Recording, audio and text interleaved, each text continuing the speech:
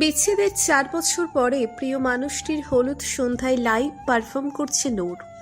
পুরো নাম তেহজিব নূর, একজন প্রফেশনাল সিঙ্গার সে। মাসখানেক আগেই তাদের সাথে কন্ট্রাক্ট করেছে মিনিস্টার আসমিন জাইনের বিয়ে সানভি। সবকিছু জেনে শুনেই কন্ট্রাক্ট পেপার সাইন করেছে নূর, যে বর্তমানে স্টেজ কাঁপাচ্ছে নিজের সুরেলা গলার গান দিয়ে। তার সাথেই একদল মেয়ে গানের তালে তালে নেচে যাচ্ছে, নূরও তাদের সাথে তাল মেলাচ্ছে মাঝে মাঝে। তার দিকেই রক্ত চক্ষু নিয়ে তাকিয়ে আছে আসমিন, অথচ তাকে দেখে বোঝার উপায় নেই এই মুহূর্তে তার রাগ পুরো কমিউনিটি সেন্টার জ্বালিয়ে দিতে পারে।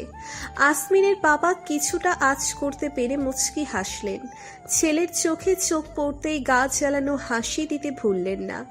আসমিনের রাগ তরতর করে বেড়ে গেলেও সে নূরের দিকে পূর্ণ মনোযোগ দিয়ে তাকালো। বেবি পিঙ্ক গ্রাউন্ডে নূরকে প্রিন্সেসের মতো লাগছে। হেলে তুলে যখন ডান্সারদের সাথে পা মেলাচ্ছে তখন আসমিনের কলিজায় আগুন লেগে যাচ্ছে, অথচ তার পাশেই তার হবু বউ বসে রাগে ফুঁসছে। তাতে তার কোনো হেলদোল নেই। তার কলিজা কয়লা করার জন্য স্টেজে হাজির হলো মেল সিঙ্গার তাসিন, যে আপাতত নূরের সাথে ডুয়েট করছে। দুজন যে খুব বেশি এনজয় করে গাইছে তা কেউ চোখ বন্ধ করে বলে দিতে পারবে। আসমিনের হবু বউ লারা এবার নিজের বেচারি মার্কা খোলস ছেড়ে বেরিয়ে এলো। কটমট করতে করতে আসমিনকে বলল, প্রাক্তনের প্রতি দরদ উতলে উঠছে নাকি? এভাবে তাকিয়ে কি তার রূপের সাগরে ডুব দিয়েছ? তার সবাইকে বোঝাতে চাইছ? আসমিন পূর্ণ দৃষ্টিতে তাকালো লারার দিকে, পা থেকে মাথা পর্যন্ত চোখ বুলিয়ে উপহাসের স্বরে বলল, সামনে রূপের সাগর রেখে আমি পাশে পচা ডোবা নিয়ে বসে আছি। কি দিন আসলো আমার। আমি কি ভেবেছি জানো লারা? এবার শহরের সমস্ত পচা নর্দমাগুলো পরিষ্কার করে ফেলবো, আবর্জনা সব ডাস্টবিনে ছুঁড়ে ফেলবো। মন্ত্রী হিসেবে আমার একটা কর্তব্য আছে তো নাকি? লারার মুখ আপনা আপনি বন্ধ হয়ে গেছে। আসমিনের নজর এখনো নূরেতেই স্থির। প্রথম থেকে সবটা খেয়াল করলেও আসমিনকে পুরোপুরি ইগনোর করে গেছে নূর। প্রিয়জনের পাশে অন্য কাউকে সহ্য করা মানে নিজের কলিজায় নিজেই করাত চালিয়ে দেওয়া। তবুও নূর নির্বাক, আর তার এই নির্লিপতাই তার সবচেয়ে বড় হাতিয়ার। এই যে সামনের মানুষটা তাকে হাসি খুশি আর এক ছেলের সাথে পারফর্ম করতে দেখে তেলে বেগুনে জ্বলে উঠছে, তাতেই তো তার নিচের কলিজায় বরফ পড়ছে। গান শেষ হতেই উত্তেজনায় ফেটে পড়ল দর্শক, করতালিতে তাদের বাহবা দিচ্ছে সবাই। নূর স্টেজ থেকে নেমে আমজাদ চৌধুরীর দিকে এগিয়ে গেল। নূর হাসি হাসি মুখে বলল, কেমন আছেন স্যার? মার খাবি। আমি আবার স্যার হলাম কবে রে? মিনিস্টার আসমিন জাইনের বাবা আপনি, স্যার না বললে গর্দান যাবে যে। ওইসব মিনিস্টার ফিনিস্টার বাদ দে, 2 পয়সার মূল্য নেই আমার কাছে এসবের। আমি তোর আঙ্কেল ছিলাম তাই আছি। খবরদার এসব স্যারটের ডাকবি না। আচ্ছা আচ্ছা, ডাকবো না। রাগ করো না তুমি, অনেকদিন পরে দেখা। এভাবে রাগ করলে আমার খারাপ লাগবে। ছেলের বিয়েতে মজা করো, মুখ গোমরা করে আছো কেন? নূরের কথা শুনে মুখ গোমরা করে ফেললো আমজাদ চৌধুরী। দীর্ঘশ্বাস ছেড়ে নূরের মাথায় হাত বুলিয়ে দিল। অনেক বড় হয়ে গেছিস, দোয়া করি আরও বড় হম। সবাই সব কিছুর মূল্য দিতে জানে না রে মা। কাজকে হীরা ভাবতে ভাবতে আসল হীরাকেই কাজ ভেবে হারিয়ে ফেলে। যে মূল্য দিতে জানে না তাকেও মূল্যহীনের খাতায় ফেলে দিয়ে এগিয়ে যা। নিজেকে এতটা শক্ত কর যাতে আল্লাহ ছাড়া আর কেউ তোকে ভেঙে গুড়িয়ে দেওয়ার ক্ষমতা না রাখে। নূর মলিন হাসল। আমজাদ চৌধুরীর কাছ থেকে বিদায় নিয়ে তার জন্য বরাদ্দকৃত রুমের দিকে এগিয়ে গেল। রুমে প্রবেশ করতেই নূরের হাসি হাসি মুখটা বিষাদের কালো মেঘে ছেয়ে গেল। চোখ থেকে পানি গড়িয়ে পড়ার আগেই সন্তর্পণে তা মুছে নিল সে। আসমিনের তীক্ষ্ণ দৃষ্টি নূরের দিকেই সীমাবদ্ধ। নূর এখনও আসমিনকে খেয়াল করেনি। বিলাসবহুল স্যুটের ড্রয়িং রুম থেকে বেডরুমে ঢুকতেই একটা হাত শক্ত করে চেপে ধরল তাকে। শক্ত হাতের ধাক্কায় দেওয়ালের উপর আছড়ে পড়ল নূর। কয়েক সেকেন্ডের জন্য ঝাপসা হয়ে গেল সবকিছু। নিজেকে সামলে নেওয়ার আগেই সেই হাতের মালিক শক্ত করে চেপে ধরল তাকে। ভীত চোখের সামনে তাকিয়েই শান্ত হয়ে গেল নূর। আসমিন চোখ লাল করে তার দিকেই তাকিয়ে, সরে দাঁড়ান মন্ত্রী সাহেব, সামান্য একজন সিঙ্গারের এত কাছে আসবেন না প্লিজ, চরিত্রে দাগ লাগতে পারে। নূরের নির্লিপ্ত ভাব আসমিনের রাগে ঘি ঢালার কাজ করলো।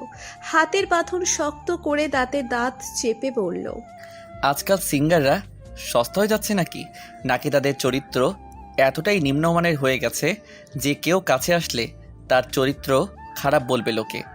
নূর চোয়াল শক্ত করে তাকালো আসমিনের দিকে। পুরনো ক্ষত তাজা হয়ে উঠছে। নূর তাচ্ছিল্যের হাসি দিয়ে বলল, মানুষ নিজের চরিত্র দিয়ে অন্যকে বিচার করে, জানেন তো মন্ত্রী সাহেব। যার চরিত্র যেমন সে অন্যকে তেমনই ভাবে। সেসব কথা বাদ দিন, নিজের হবু বউয়ের দিকে নজর দিন। আমি এখানে আমার চরিত্রের সার্টিফিকেট নিতে বা দিতে আসিনি। ব্যক্তিগত কোনো কথা না বললে খুশি হব। দয়া করে হাত ছাড়ুন। যদি না ছাড়ি? হ্যাঁ, ধরে রাখা আপনার স্বভাবের সাথে চাই না। আপনি ছেড়ে দিতেই অভ্যস্ত, তাই অযথা সময় নষ্ট করবেন না। বদলে গেছো? পৃথিবীটা বড্ড নিষ্ঠুর মন্ত্রী সাহেব। কি বিশ্বাস হচ্ছে না? বিশ্বাস না হলে একবার আমার জায়গায় নিজেকে দাঁড় করিয়ে দেখুন। আমার চোখ দিয়ে পৃথিবীর নিষ্ঠুরতম মানুষগুলোকে দেখুন। দেখবেন প্রতারকদের মেলা বসেছে। ঠান্ডা মাথায় খুন করে দিয়ে চলে যাবে, বুঝতেই পারবেন না। আচ্ছা মন্ত্রী সাহেব, আপনি কখনো আয়না দেখেন না? চোখ মেলাতে পারেন তো নিজের সাথে? ঘৃণা হয় না এই জঘন্য প্রতারক চেহারা দেখে? বমি পায় না? আমার কিন্তু বমি পাচ্ছে। মনে হচ্ছে ঘৃণাগুলো বমি হয়ে আপনার গায়ে উগরে দিই। আপনি বরং চলে যান। অযথা সময় নষ্ট করার মানে হয়? নূর, আপনার উপরে আমার কোনো দাবি নেই মন্ত্রী সাহেব। নূর এতটাও বেহায়া না। ভাববেন না আপনার নতুন সংসারে ঝামেলার সৃষ্টি করব। জীবন অনেক লম্বা, জানেন তো। সেখানে আপনার মতো প্রতারকদের পাত্তা দিতে নেই। আমার করা প্রতিটা ওয়াদা আমি পূরণ করেছি। আরেকটা ওয়াদা আমি আপনাকে করতে চাই মন্ত্রী সাহেব। আমার শূন্যতাই আপনার সুখের সংসার চালিয়ে রাগ করে দিব। এটাই নূরের ওয়াদা। প্রতি মুহূর্ত আপনি পড়বেন। আপনার মনের ভিতর থাকা শান্তির শেষ বিন্দুটুকু নিংড়ে বের করে আনব। এতদিন এই নূরের ভালোবাসা আপনাকে উষ্ণতা দিয়েছে। এবার নূরের তেজ আপনাকে ছাই করবে। নতুন জীবনের জন্য অভিনন্দন। বারান্দার সোফায় আয়েশি ভঙ্গিতে বসে মাথা পেছনের দিকে হেলিয়ে রেখেছে আসমিন। নূরের কোনো কথাই তার উপর প্রভাব ফেলতে পারেনি। সেসব নিয়ে মাথাও ঘামাচ্ছে না সে। তার বর্তমান মাথা ব্যথার নাম লারা। এই মেয়েটার একটা ব্যবস্থা করতে হবে। কয়েকদিনেই মাথা খেয়ে দিল। কয়েকটা বৃষ্টি গালি দিয়ে মাথা সোজা করে বসল সে। সামনেই কাছুমাছু করে সানফি দাঁড়িয়ে। কি বুঝেছে এই ছেলেটাকে নিজের বিয়ে করেছে, আজও মাথায় আসে না। কি বলবে বলো? আসমিনের গম্ভীর গলা শুনে শুকনো ঢোক গিলল সানভি। ভয়ে ভয়ে বলল, ম্যামকে খুঁজে পাওয়া যাচ্ছে না স্যার। তড়াক করে বন্ধ চোখ খুলে ফেলল আসমিন। রক্তিম চোখে তাকাতেই কাঁপাকাঁপি শুরু হয়ে গেল সানভির। আসমিন নিচের ফোনে দৃষ্টি রেখে গম্ভীর গলায় বলল, নূর রুমেই আছে সান। অযথা আমার সময় নষ্ট না করে বাকি দিকটা সামলাও। আমি লারা ম্যামের কথা বলছি স্যার। সানভির তাড়াহুড়া জবাব। বিরক্তিতে কপাল কুঁচকে গেল আসমিনের। তবে চেহারায় তার রেশ মাত্র নেই। শান্ত ভঙ্গিতে শুভ্র পাঞ্জাবির পকেট থেকে রিভলভার বের করে শান্ত গলায় পড়ল, ওই মেয়েকে আরেকবার ম্যাম বললে এই রিভলভারের একটা গুলি তোমার নামে দান করে দিব। বুঝে শুনে কথা বলবে এরপর থেকে, ঠিক আছে? তাড়াতাড়ি মাথা নাড়িয়ে সম্মতি জানালো সানভি। যে লোক কোল্ড ড্রিঙ্ক খেতে খেতে ঠান্ডা মাথায় খুন করতে পারে, তার দ্বারা সবকিছুই সম্ভব। প্রাণের নিশ্চয়তা থাকলে এই চাকরি সে কবেই ছেড়ে দিত। এসবে এমনভাবে জড়িয়ে গেছে যে চারিদিকে শত্রুর অভাব নেই। আসমিনের ছায়া মাথা থেকে উঠতেই সে দুনিয়া থেকে উঠে যাবে। লারাকে আমি সরিয়েছি, তাই চিন্তা বাদ দাও। ঠিক আছে স্যার, তবে অবয় দিলে আরেকটা কথা বলতাম। আসমিন শান্ত চোখে তাকালো সানভির দিকে। সাথে সাথেই সানভি গড়গড় করে সব বলতে শুরু করলো। আপনি লারাকে যে গোডাউনে রেখেছিলেন সেখানে সে নেই স্যার। আমাদের গার্ডদের চোখ ফাঁকি দিয়ে কেউ তাকে নিয়ে গেছেন। আশেপাশের সব জায়গায় খোঁজ চলছে, কিন্তু কোনো আশানুরূপ খবর এখনো পাইনি। আসমিন চোখ বন্ধ করে মনে মনে বলল, কাজটা তুমি ঠিক করলে না নূর। আমার কাজে বাম হাত ঢোকানো আমি পছন্দ করি না। আমার অপছন্দের কাজগুলোই তুমি সবচেয়ে বেশি করো। ফলাফল ভোগ করার জন্য তৈরি থাকো। চোখ বন্ধ রেখেই সানভিকে বলল, এই মুহূর্তে শুধু আমার মায়ের কাছে এই খবরটা পৌঁছে দাও যে বউ পালিয়েছে, আর অন্দরমহল খালি করে দাও। শুধু আমার কাছের মানুষগুলো ছাড়া আর কেউ যেন না থাকে। Okay sir. হন্তদন্ত পায়ে বেরিয়ে গেল সানভি। রাত ৩টায় আরামের ঘুম বাদ দিয়ে এসব করতে হচ্ছে। কালারফুল প্রজাপতির মতো সুন্দরী মেয়েরা এদিক সেদিক উড়ে বেড়াচ্ছে, অথচ তার সেদিকে নজর দেওয়ারও সময় নেই। এই জীবন রেখে কি হবে? এর চেয়ে সন্ন্যাসী হয়ে বনে জঙ্গলে ঘুরে বেড়ানো ঢের ভালো। ভোররাতে মিসেস কামিনী চৌধুরীর বিলাপে ঘুম ভাঙল সবার। আসমিন এক মনে নূরের দিকে তাকিয়ে আছে। নূরের রুমে হিডেন ক্যামেরা লাগিয়েছে সে। ফোনের স্ক্রিনে তীক্ষ্ণ চোখে তাকিয়ে সে। নূর ঘুমোচ্ছে। ঠিক ২ মিনিটের মাথায় আলসে ভঙ্গিতে উঠে বসল নূর। চুলগুলো মেসি পান করে আড়ামোড়া ভেঙে ফিচেল হাসল। হেলে দুলে এসে আসমিনের সেট করা ক্যামেরার সামনে দাঁড়িয়ে ২ ঠোঁট উঁচু করে চুকচুক শব্দ করে উচ্চস্বরে হেসে উঠল। আসমিন হাত মুষ্টিবদ্ধ করে রাগ সংবরণ করার চেষ্টা করছে। এই মেয়েটা এত বিধ্বংসী হলো কবে থেকে? নূর নিজের হাসি থামিয়ে চেহারায় দুঃখী দুঃখী করে ফেলল। আফসোসের সুরে বলল, আহারে, মন্ত্রী সাহেবের বউ পালিয়েছে বুঝি? এখন কি হবে? প্রেস মিডিয়া তো মন্ত্রী সাহেবকে বদনাম করে দিবে। আপনি চিন্তা করবেন না মন্ত্রী সাহেব, আমি কোনোভাবেই আপনাকে বদনাম হতে দিব না। আমি ওয়াদা করেছিলাম তো, আপনার বিপদে আপনার পাশে থাকবো। Look, I am here. Noor room থেকে বেরিয়ে যাওয়ার ১০ মিনিটের মাথায় সমস্ত শোরগোল থেমে গেল। পুরো দমে বিয়ের প্রস্তুতি শুরু হয়ে গেল। বিশাল বাগানের মধ্যে বরের গোসলের প্রস্তুতি চলছে। এক সাইডে নূরের ব্যান্ড একের পর এক গান পারফর্ম করে যাচ্ছে।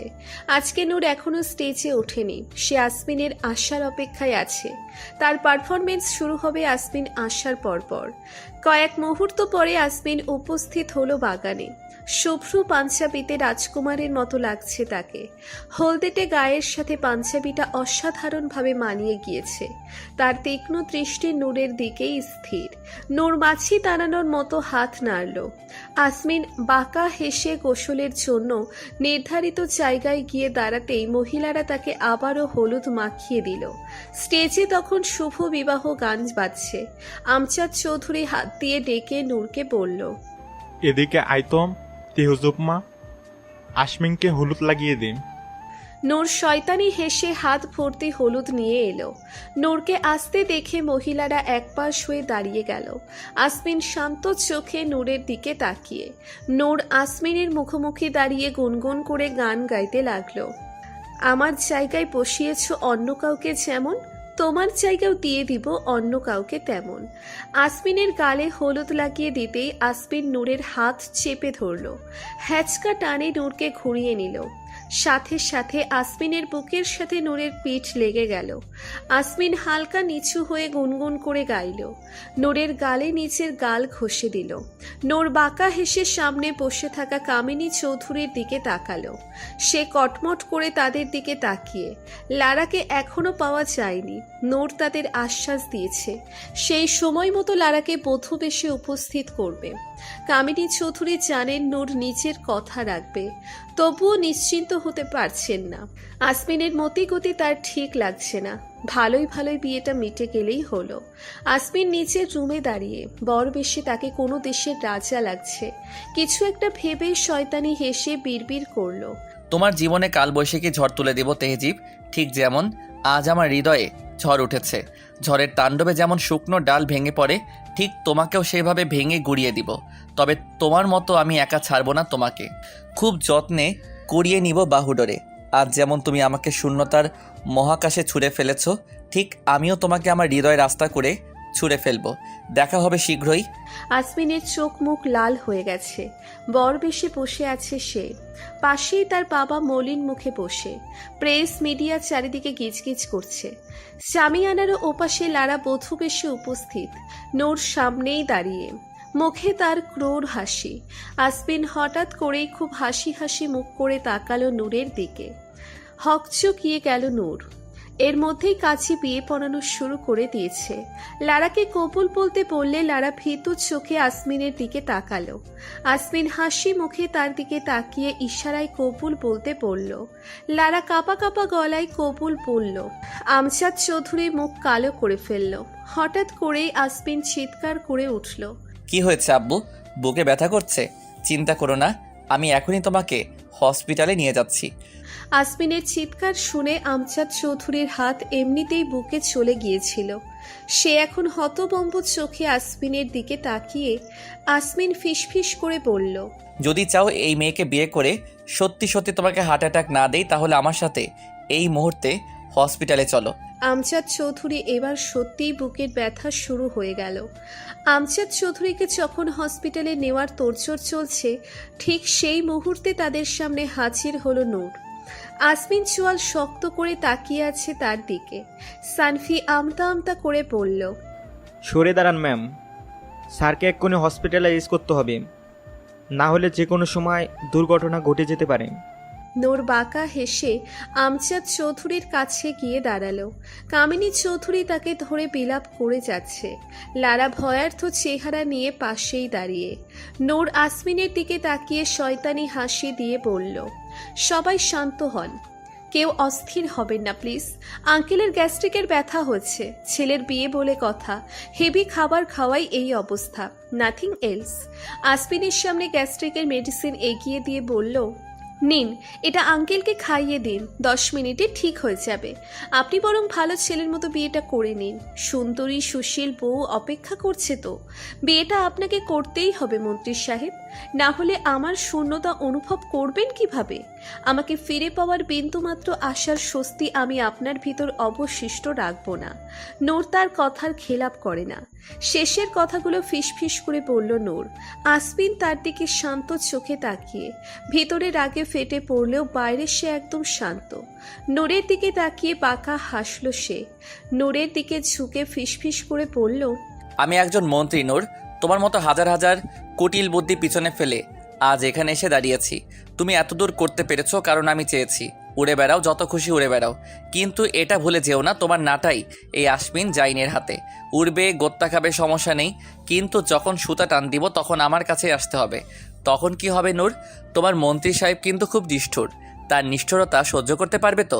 ভেবে চিনতে কদম ফেলো নূর, তোমার পায়ে শিকড় লাগাতে আমি মোটেও সময় নিব না। এ কি মন্ত্রী সাহেব, লাটাই থেকে সুতো ছিঁড়ে কবেই উড়ে গেছে, আর আপনি তো দেখছি খবরও রাখেন না। এত বেখিয়ালি হলে চলে? দেখা যাক।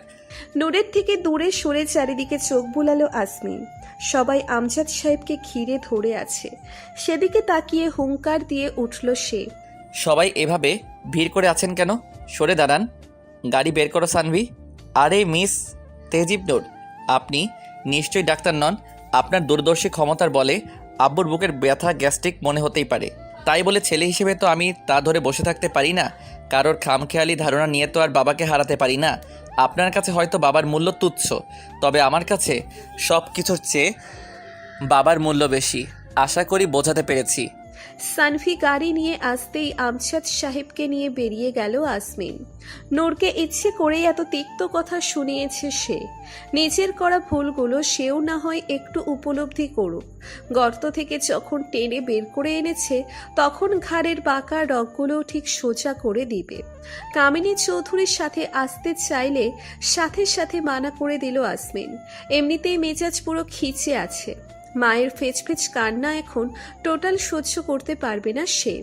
এর মধ্যেই বিভিন্ন চ্যানেলে ব্রেকিং নিউজ চলছে। ছেলের বিয়েতে গুরুতর অসুস্থ হয়ে পড়লেন মন্ত্রী আসমিন জাইনের বাবা আমজাদ চৌধুরী। গাড়ি চলছে আপন গতিতে, পেছনে গার্ড আর মিডিয়ার প্রায় 50টার মতো গাড়ি তাদের ফলো করছে। আমজাদ চৌধুরী রাগী চোখে তাকিয়ে আছে আসমিনের দিকে। আসমিনের তাতে কোনো হেলদোল নেই, সে এক মনে ফোন ঘেঁটে যাচ্ছে।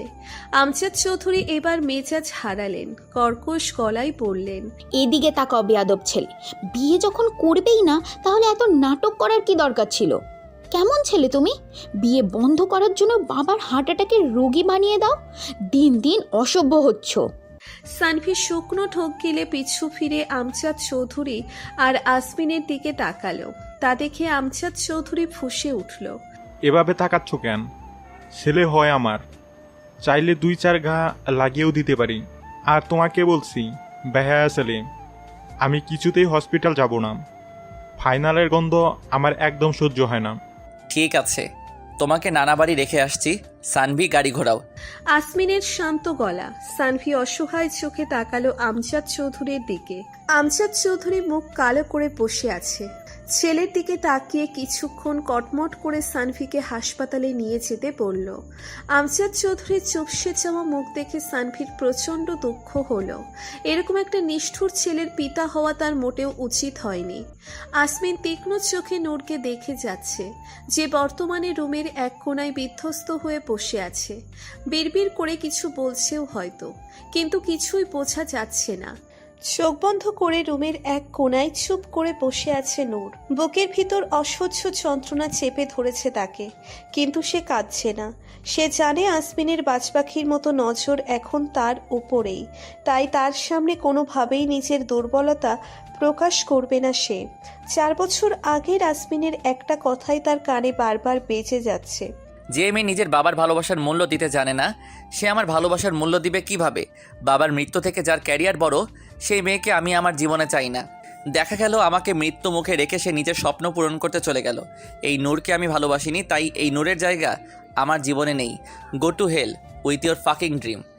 চোখ খুলে ফেলল নূর। বাবা নেই ভাবতেই দম বন্ধ হয়ে আসলো তার। এই পৃথিবীতে তার আর কেউ নেই, সে একা। মহাকাশের এক বিন্দুর মতো সে একদম একা।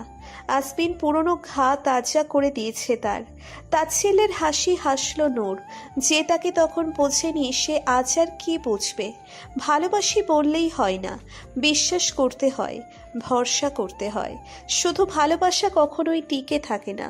আসমিন সেদিন তার বিধ্বস্ততা দেখেনি, তার সঙ্গে গড়িয়ে যাওয়া ভগ্ন হৃদয় দেখেনি। সে শুধু তার ভুল দেখেছে। তাকে এত বড় পৃথিবীতে সম্পূর্ণ একা ছেড়ে দিয়েছে। সদ্য বাবা হারানো মেয়েটাকে বিচ্ছেদের যন্ত্রণা দিয়েছে। আসমিনকে আর যাই হোক ক্ষমা করা যায় না। এবার আসমিন বুঝবে ভাঙনের যন্ত্রণা কাকে বলে। আমি তোমাকে বোঝাবো নিঃসঙ্গতা কাকে বলে। ক্ষমতার খুব বড়াই না তোমার, দেখি কত ক্ষমতা তোমার। কামিনী চৌধুরী এবার বুঝবে তেহচিপ কি জিনিস। মায়ের কুৎসিত চেহারা সহ্য করতে পারবে তো আসমিন জাইন? উচ্চস্বরে হেসে উঠল নূর। রুমের মধ্যে পায়চারি করে যাচ্ছে কামিনী চৌধুরী। নূরকে এখানে সে একদম সহ্য করতে পারছে না। ভাইয়ের মেয়ে হলে কি হবে? আস্ত বজ্জাত একটা। এত বছরের সাজানো প্ল্যান কোনোভাবেই নষ্ট হতে দিবে না সে। আসমিনের মতিগতি ভালো ঠেকছে না। সে জানে আমজাদ চৌধুরীর কিছু হয়নি। বিয়ে বন্ধ করতেই আসমিন এই নাটক করেছে। ছেলেকে হাড়ে হাড়ে চেনে সে। অনেক কষ্টে দুজনের মধ্যে দূরত্ব এনেছে। এখন কিছুতেই তাদের কাছাকাছি রাখা যাবে না।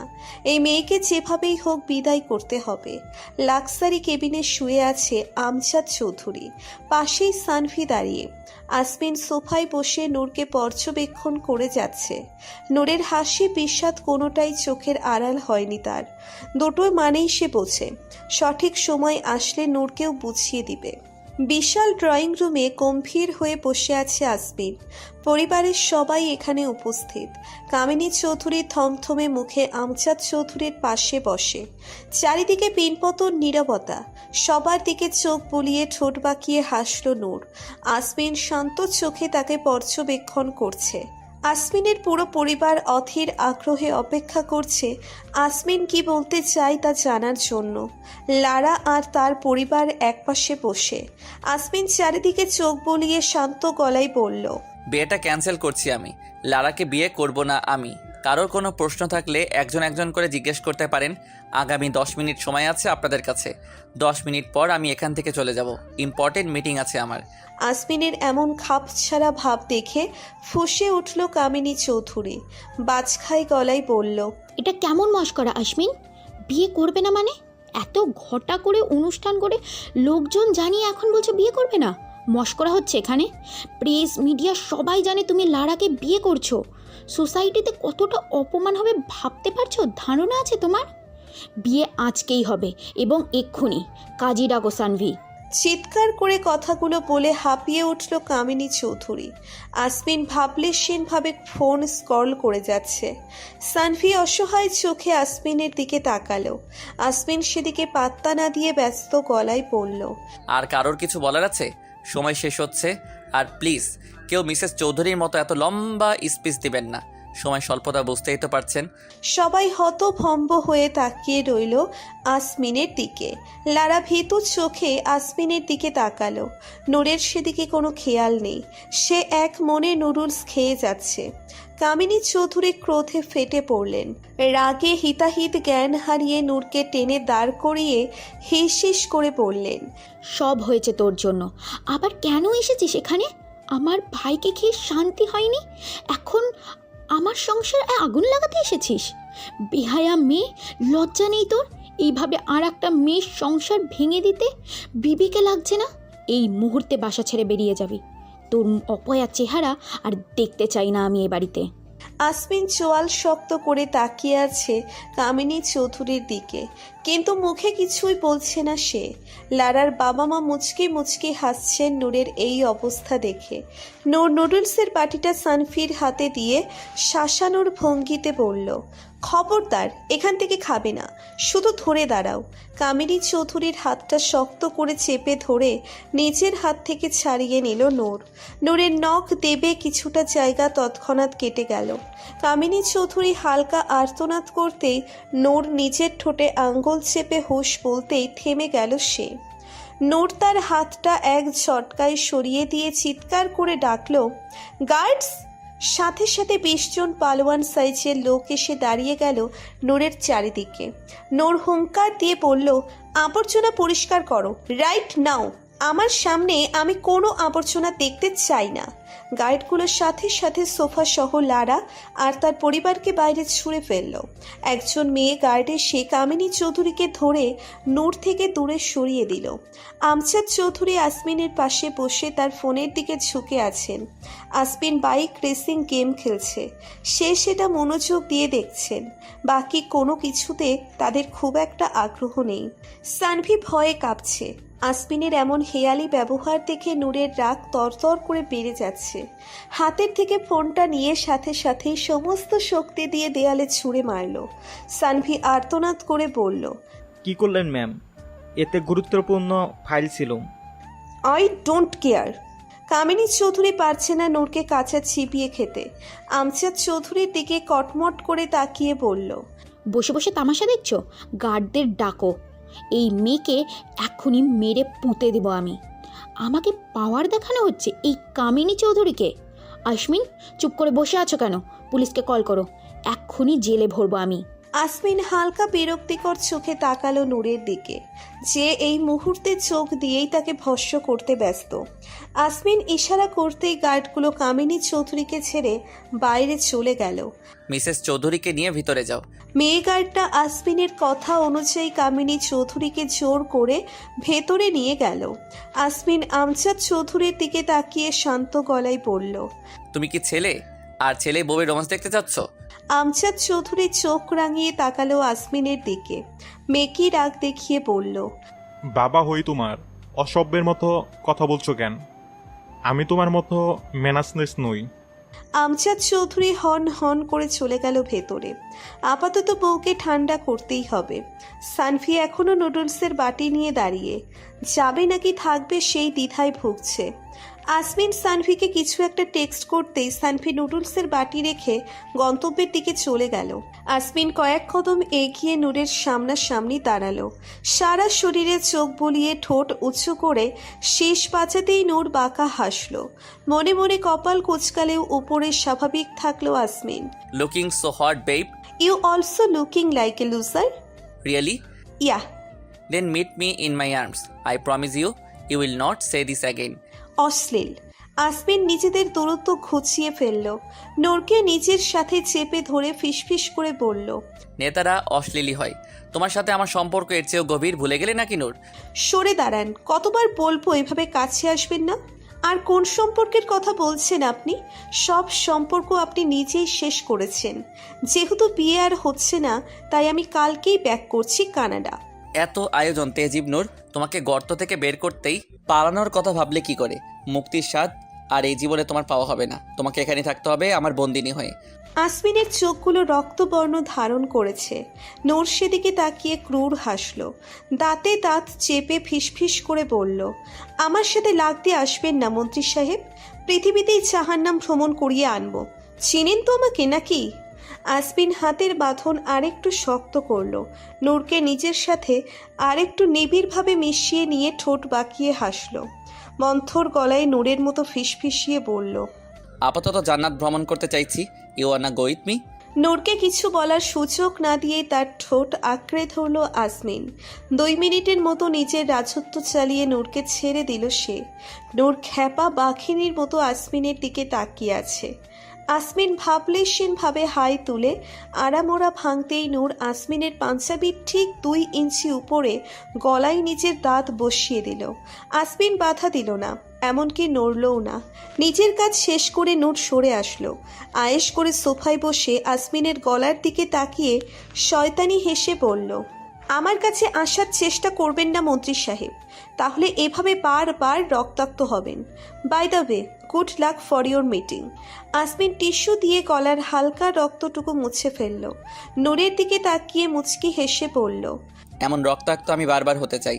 সানভি এসে আসমিনের হাতে কিছু ডকুমেন্টস দিতেই আসমিন সাথে সাথে সেগুলোতে আগুন লাগিয়ে দিল। নূর হতবম্ব হয়ে গেল আসমিনের এমন কাজে। আসমিন নিরীহ চোখে নূরের দিকে তাকালো। My phone equal to your passport, হিসাব বরাবর তো? অন্ধকার ছাদের এক কোণে জড়সড় হয়ে বসে আছে নূর। বিষণ্ণতার মরণ বাণ বারবার আঘাত করছে তার বুকের ভেতর। মনে পড়ছে 6 বছর আগের কথা। বাড়ির সবচেয়ে শান্তশিষ্ট মেয়ে নূর, রাফসান শিকদারের একমাত্র আদরের মেয়ে। নূরের 5 বছর বয়সে তার মা মারা যায়। তখন থেকে নূরের বাবা নূরকে আদর ভালোবাসা দিয়ে বড় করেছে। মেয়ের অবহেলা হবে ভেবে নিজে দায়িত্বে বিয়ের কথা কখনো চিন্তা করেনি। স্ত্রীর প্রতি ভালোবাসাটাও ছিল অমলিন। কামিনী চৌধুরী অবশ্য অনেকবার চেষ্টা করেছে ভাইকে বিয়ে করাতে, কিন্তু রাফসান শিকদার কখনো তার কথা পাত্তা দেয়নি। তার একটাই কথা, আমি বিয়ে করে নতুন সংসার করব আর আমার নূর একা হয়ে যাবে। তা আমি কখনো মানতে পারবো না।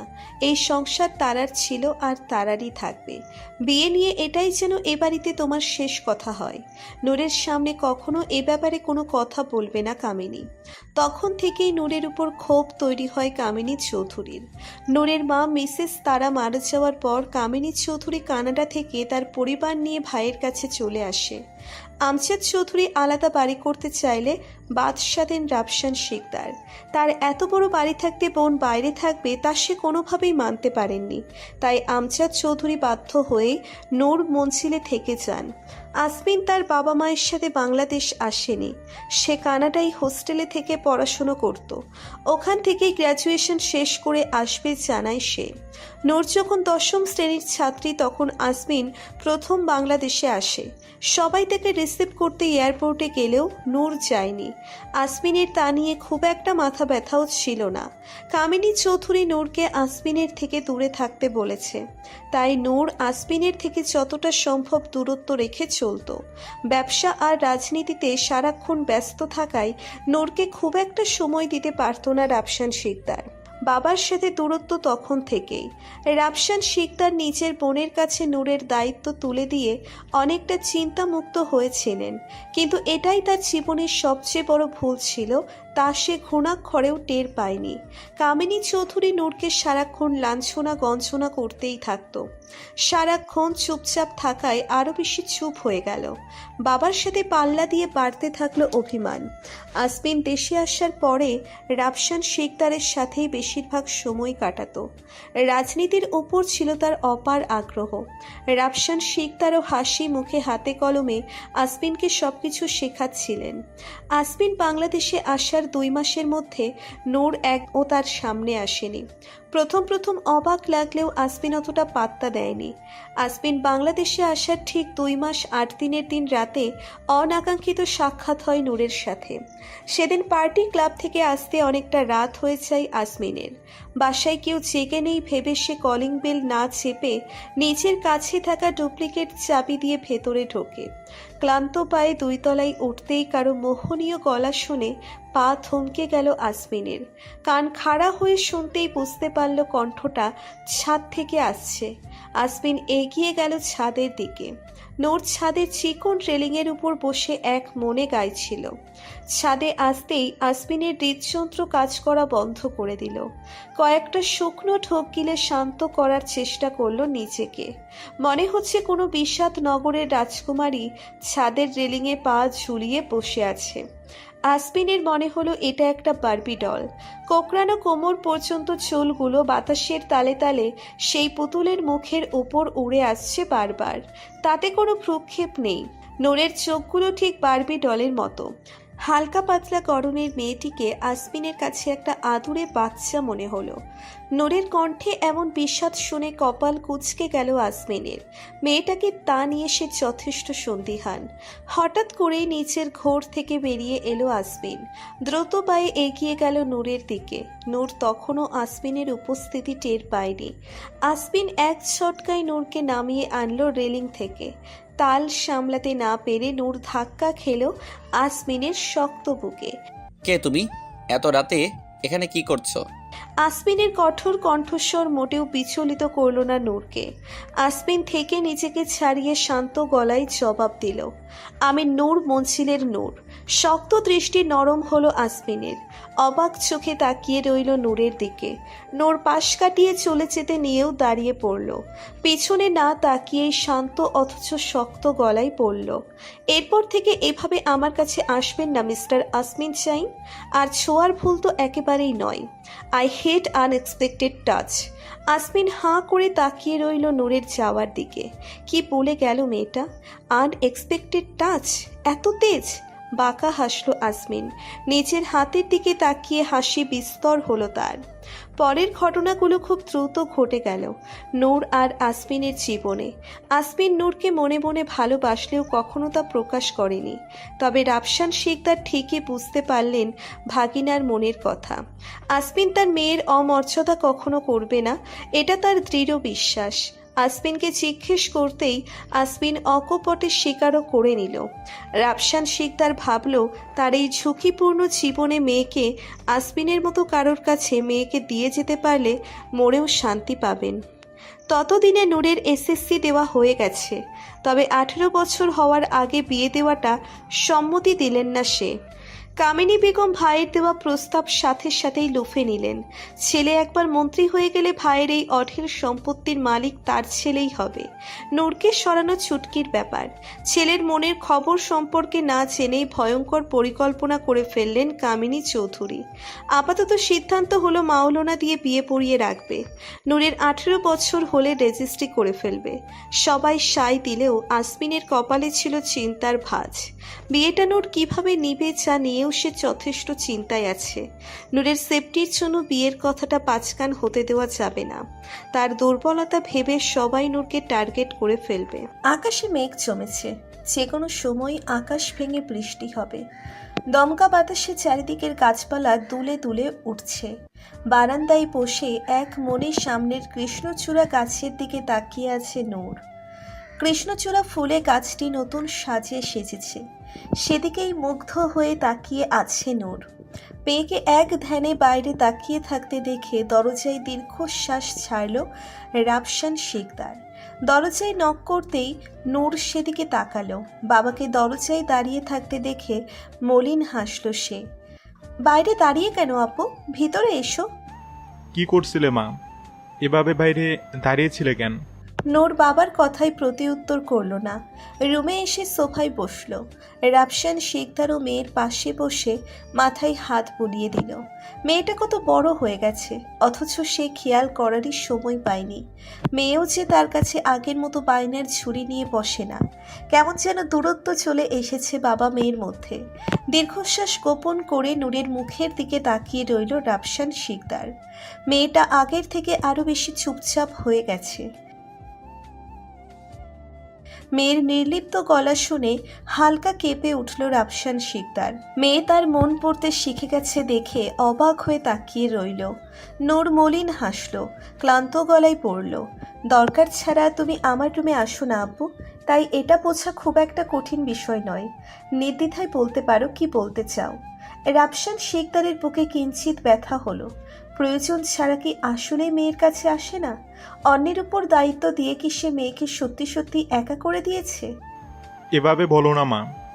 তুমি আমার জীবনের সবচেয়ে মূল্যবান সম্পদ, যাকে আমি আমার বুকের লকারে নিয়ে ঘুরি। তোমার কাছে গল্প করতে আসতে পারি না আমি? আসতেই পারো আপু, তবে গল্পের পাঠ আমাদের অনেক আগেই চুকে গেছে। আচ্ছা বাদ দাও, কফি খাবে? না মা, তুমি বলো, তোমার দিনকাল কেমন চলছে? আলহামদুলিল্লাহ ভালো আপু। রাফসান শিকদার মেয়েকে বিয়ের কথা বলতে ইতস্তত করছে। মেয়ে এখনো ছোট, তার উপর আসমিনকে মেনে নেবে কিনা তারও একটা ব্যাপার আছে। নূর তার দিকে তাকিয়ে হালকা হেসে বলল, যা বলতে চাইছো বলে ফেলো আপু। আমি তোমার বিয়ে ঠিক করেছি মা। আমি যে পেশায় আছি তাতে আমার জীবনের কোনো নিশ্চয়তা নেই। তাই আমি চাই যোগ্য কারোর হাতে তোমাকে তুলে দিয়ে যেতে। না হলে যে আমি মরেও শান্তি পাবো না। আমাকে ভুল বুঝো না মা। নূর এক ধ্যানে তাকিয়ে আছে তার বাবার দিকে। বাবার ইতস্তত বুঝতে পারছে সে। মলিন হেসে বাবাকে আশ্বস্ত করা গলায় বলল, আমি জানি তুমি আমার জন্য বেস্ট ডিসিশনই নিবে আপু। সমস্যা নেই, কবে বিয়ে করতে হবে বলে দিও, আমি রেডি থাকবো। তোমাকে কিছু কথা বলি মা, মনোযোগ দিয়ে শুনবে। পৃথিবী খুব কঠিন জায়গা। এখানে প্রত্যেকটা পদক্ষেপ আমাদের জন্য এক একটা পরীক্ষা। তাই নিজেকে সেভাবে তৈরি করবে। তুমি যদি দুর্বল হও, মানুষ তোমাকে বারবার আঘাত করবে। তাই নিজেকে শক্ত করো, নিজেকে ঠিক এতটা কঠোর করো যাতে কেউ শত আঘাতেও তোমাকে ভাঙতে না পারে। সম্পর্কের দোহাই দিয়েও ছাড় দেওয়া যাবে না। বুঝতে পেরেছো আমার কথা? নূর তার বাবার দিকে অবাক চোখে তাকিয়ে আছে। রাফসান শিকদার মুচকি হাসলেন। কিছু কাগজ পাঞ্জাবির পকেট থেকে বের করে নূরের হাতে দিলেন। এখানে আমাদের সমস্ত প্রপার্টির দলিল রাখা আছে। তোমার 22 বছর বয়সে তুমি সব নিজের কাছে পাবে। এই জায়গার হদিশ তুমি বাদে আর একজন শুধু জানে। সে আমার কাছে ঠিক তোমার মতোই বিশ্বস্ত। তুমি হয়তো জানো না, আমি তোমার বিয়ে আসমিনের সাথে ঠিক করেছি। রাফসান শিকদারের কথা শুনে চমকে উঠল নূর। মেয়ের মুখ দেখে হেসে উঠলেন রাফসান শিকদার। মাথায় হাত বুলিয়ে আদরে গলায় বলল, আসমিন খুব ভালো ছেলে, তোমাকে ভালোবেসে আগলে রাখবে। দেখো, তোমরা আমার ঠিক দুটো হাতের মতো। মেয়ের মাথায় হাত বুলিয়ে চলে গেলেন তিনি। এদিকে নূর ভাবনায় পড়ে গেল। কামিনী চৌধুরী বিষয়টি স্বাভাবিকভাবে নিবেন না। এক সপ্তাহের মাথায় হুজুর ডেকে আসমিন আর নূরের বিয়েটা হয়ে গেল। কামিনী চৌধুরী হাসি মুখেই ছিল সারাটা সময়। নূরের প্রতি মেকি ভালোবাসাও দেখিয়েছে খুব। নূর শুধু তাচ্ছিল্যের হাসি হেসেছে। নূরের মতো আসমিনও ছিল নির্লিপ্ত। তার কথা মতোই বাইরের কাউকে তাদের বিয়ে নিয়ে কিছু জানানো হয়নি। নূরেরও এতে কোনো মাথা ব্যথা নেই। ঘুম থেকে উঠে ব্রাশ না করেই কেউ বিয়ের আসরে বসতে পারে, তা নূরকে না দেখলে বুঝতেই পারত না আসমিন। সেও ট্রেডমিল থেকে নেমেই এখানে এসেছে।